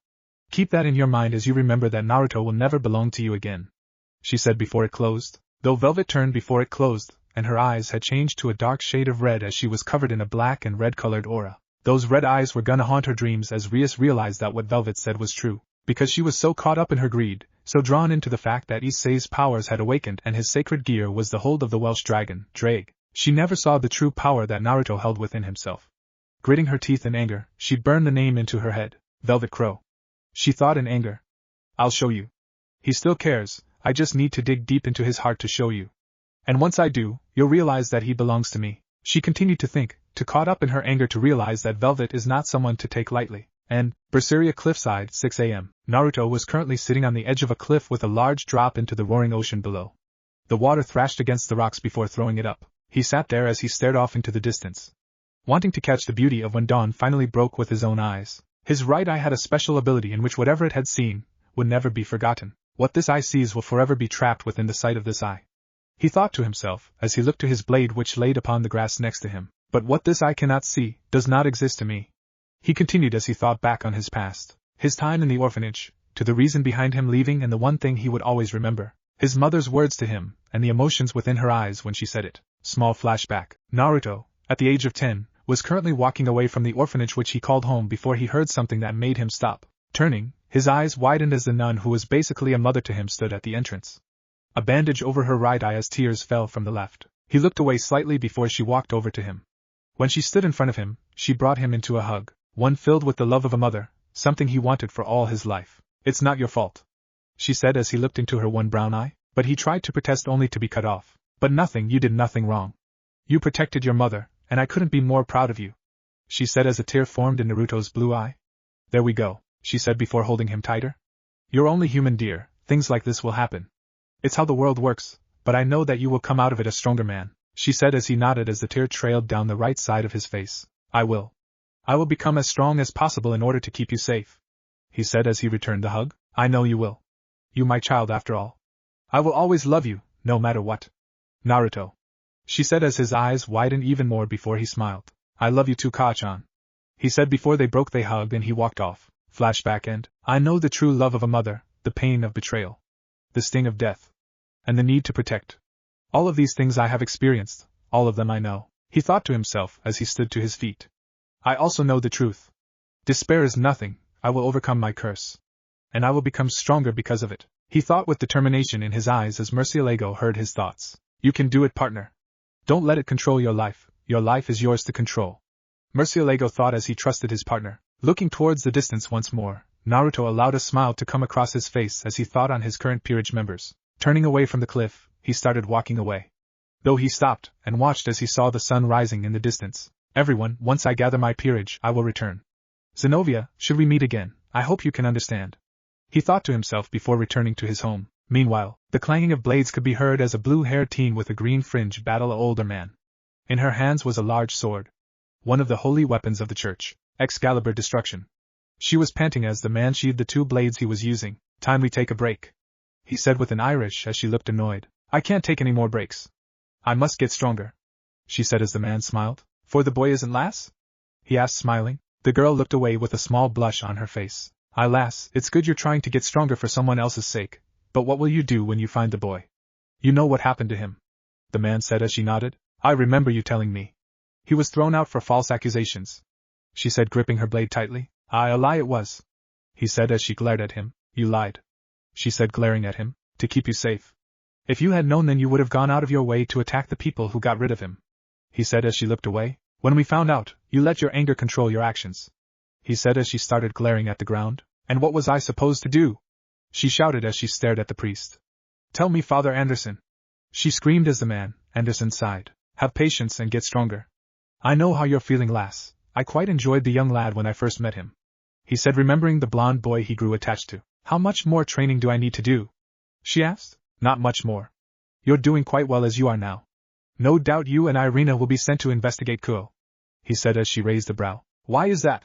She asked as he gave her a confused look. Have you not heard that the Excalibur fragments have been stolen? He asked as she looked away embarrassed. What goes on inside that head of yours? He asked as she blushed. Girl stuff, she replied as he nodded. Right. Anyway, time for you to rest, then I'll explain the reason you are going to Kuo soon. And listen this time, Zenobia, he said as she nodded. The blue-haired girl walked over to stand next to the blonde-haired priest as he patted her on her head. You've improved since you first day here.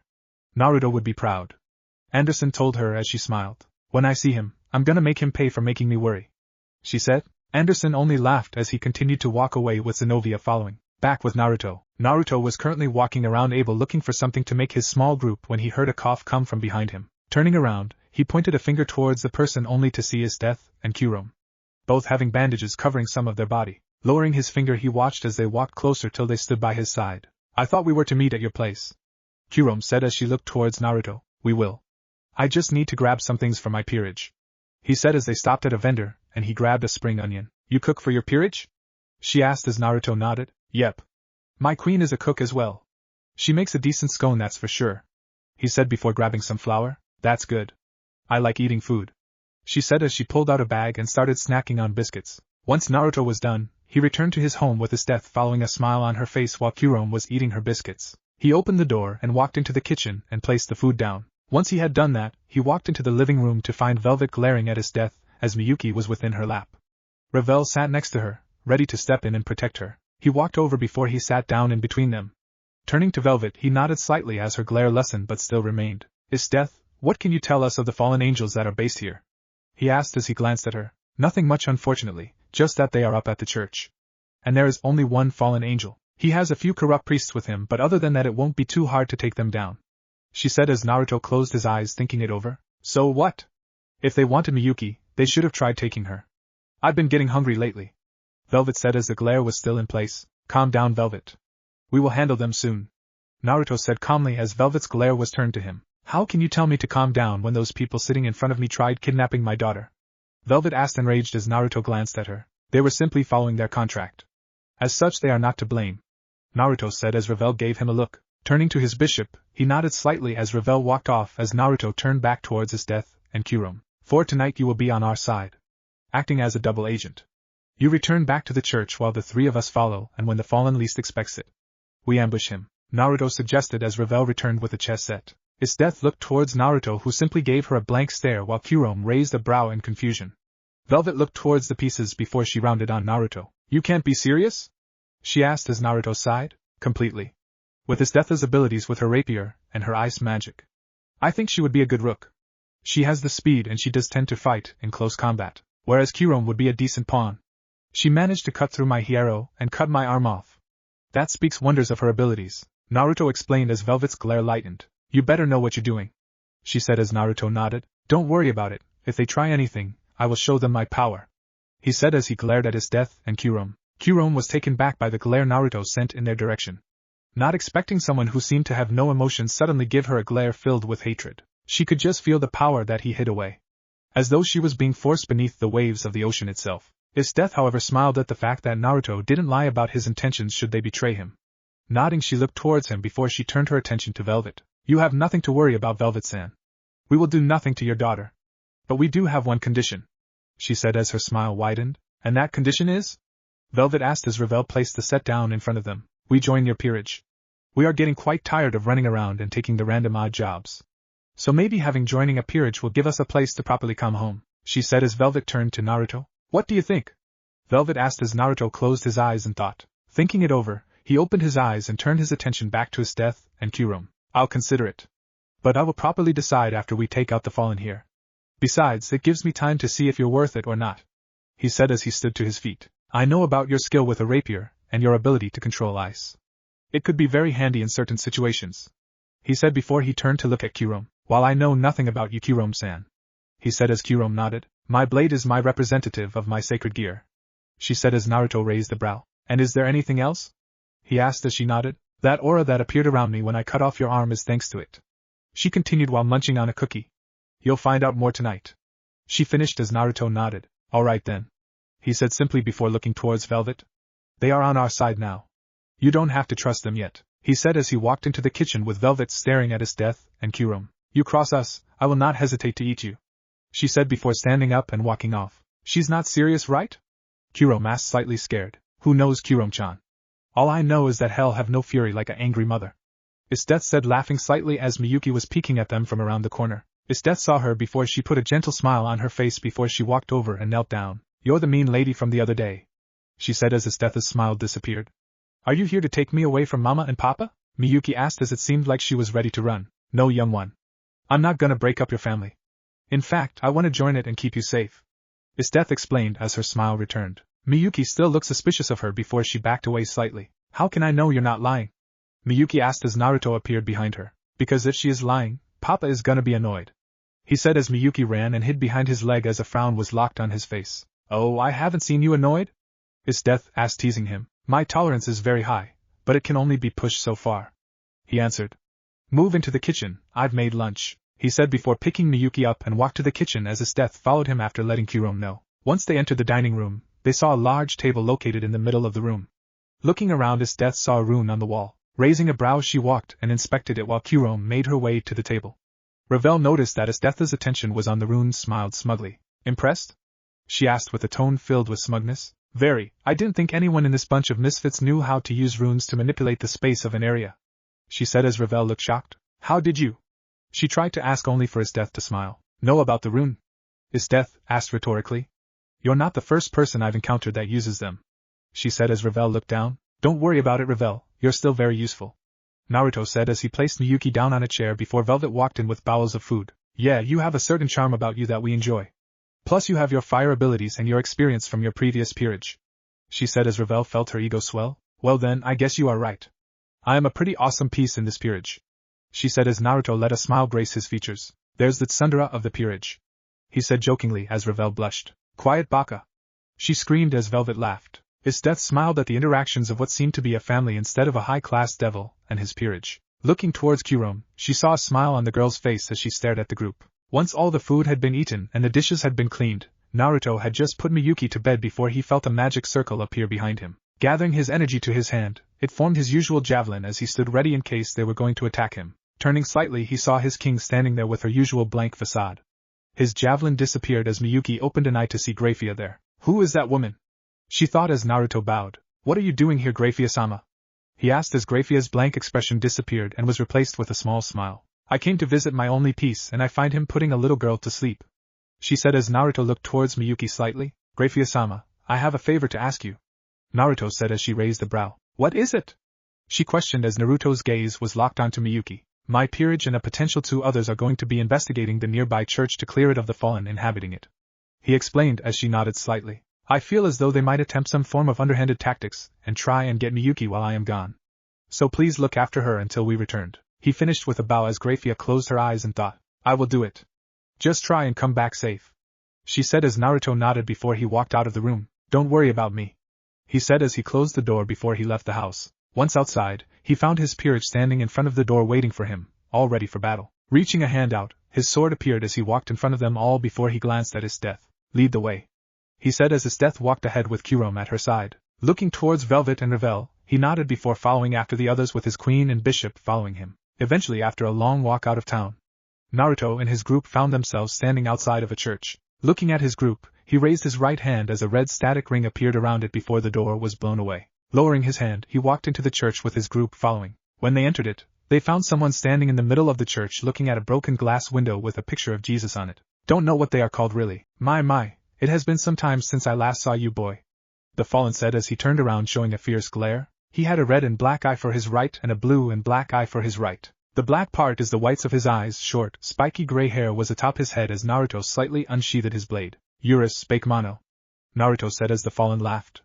Quiet monster, is that really any way to treat me after not seeing me for so long? He asked teasingly as Naruto pulled his sword out completely. You ruined my life. Separated me from my mother. Naruto said as a glare appeared on his face. You hurt her. He finished as his energy started leaking out. Oh yes, the blonde bimbo. He said ignoring the boy's glare. How is the bitch now? He asked laughing. Enjoying the facial makeover I gave her. He continued as Naruto lowered his sword. She's fine. Nothing I couldn't fix. He answered simply before he noticed that they were surrounded. Not like it matters. I think once I'm done here, I'll pay your home a little visit and finish what I started back then, he said licking his lips as his eyes landed on Velvet and Revel. After savoring these delightful treats thoroughly, he ended as Revel shivered and covered herself while Velvet only glared at him. No one noticed Naruto's grip on his blade tightened to the point where blood started to leak from his hand. Though the grip loosened as he raised his blade once again. I'll make you regret everything you've ever done. He stated as the fallen only laughed. You'll make me regret everything I've done? Don't make me laugh, boy. I am the fallen angel Ornias. You can't defeat me. He said as Naruto's energy flooded the room. Toseis, Murcielago. His voice echoed out as Ornias backed away slightly in fear when the energy disappeared. What the hell is that form? He asked as Naruto's skin peeled slightly as his eyes changed to their golden color. This is the power of my sacred gear. But you're about to see more of it. This is for my mother, Naruto said as a glare appeared fiercer than before, as he was covered in his energy again. Its death and the others, bar Revel, was shocked when it faded, leaving Naruto in his balance breaker. I will admit. He started as his wings stretched out completely.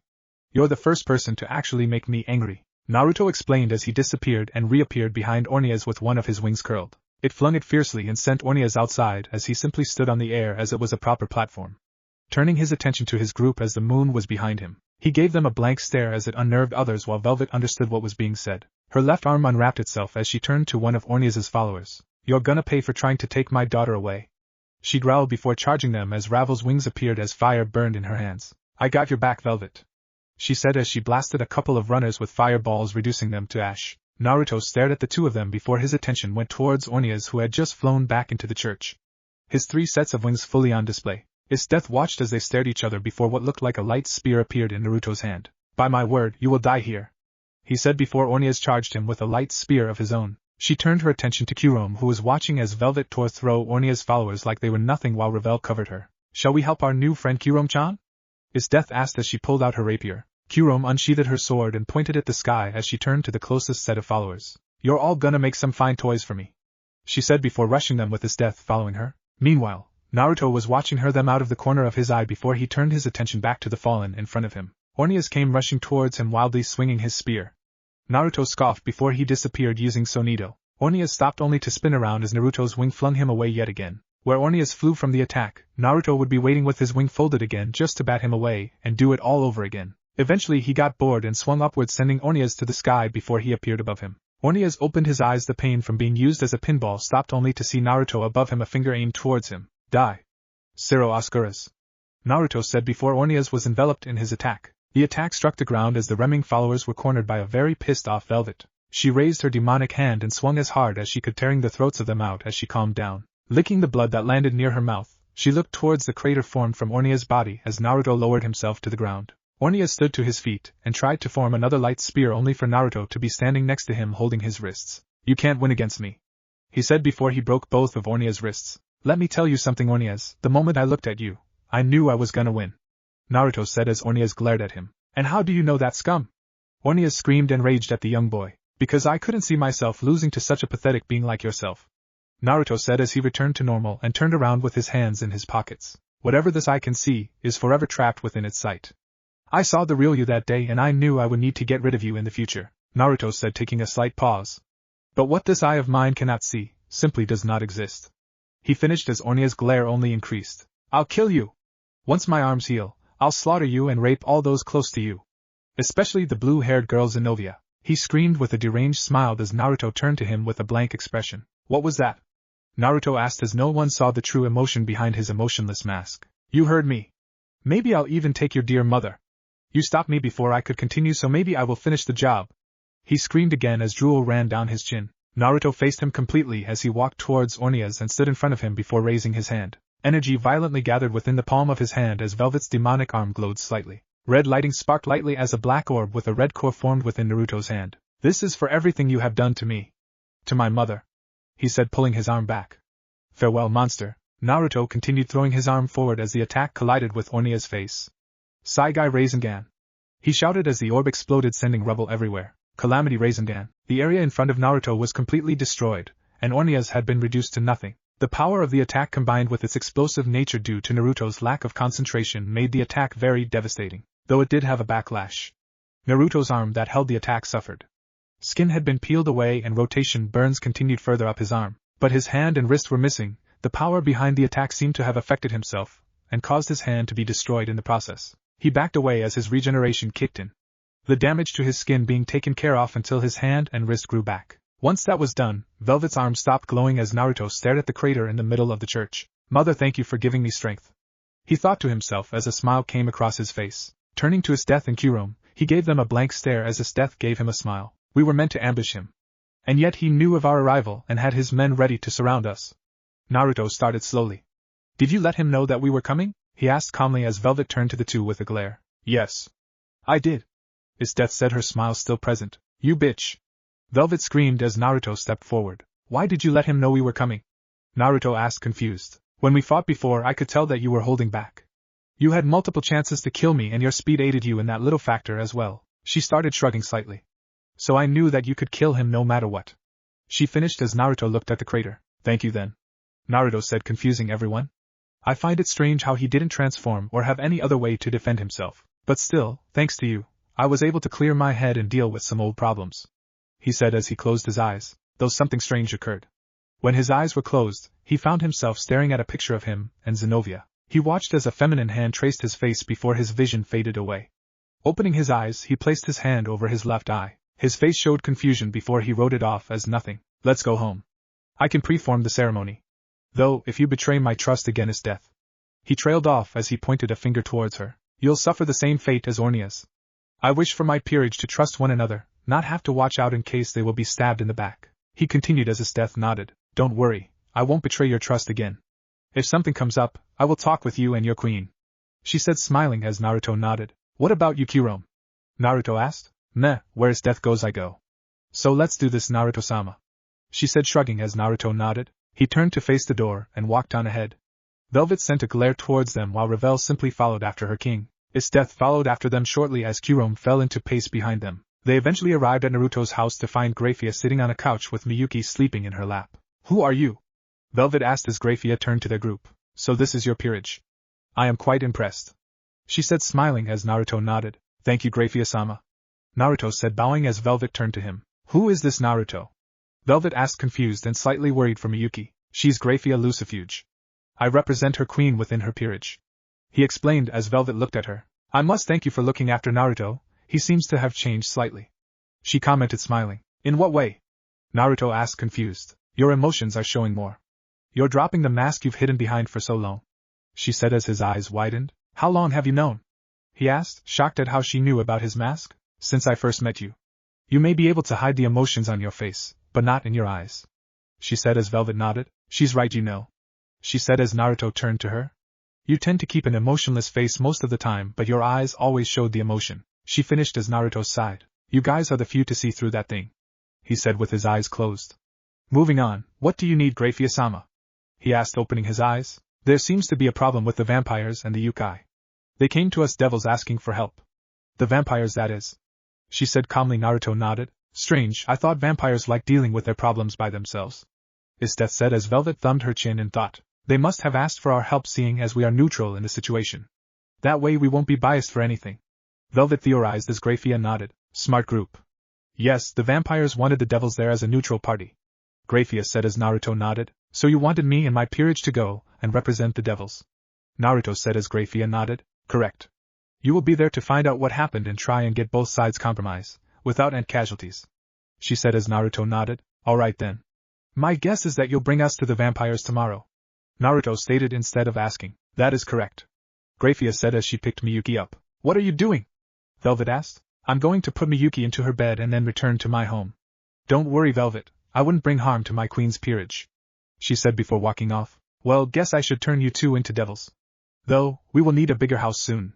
He said as he brought out his mutated rook and two of his pawns. And, what if Naruto was betrayed by his wife in high school DxD? And thanks for watching my video till the end. If you enjoy this content, then do consider subscribing to my channel. And leave a like if you guys need the next part. Comment down and thanks for watching the video and see you guys in the next video.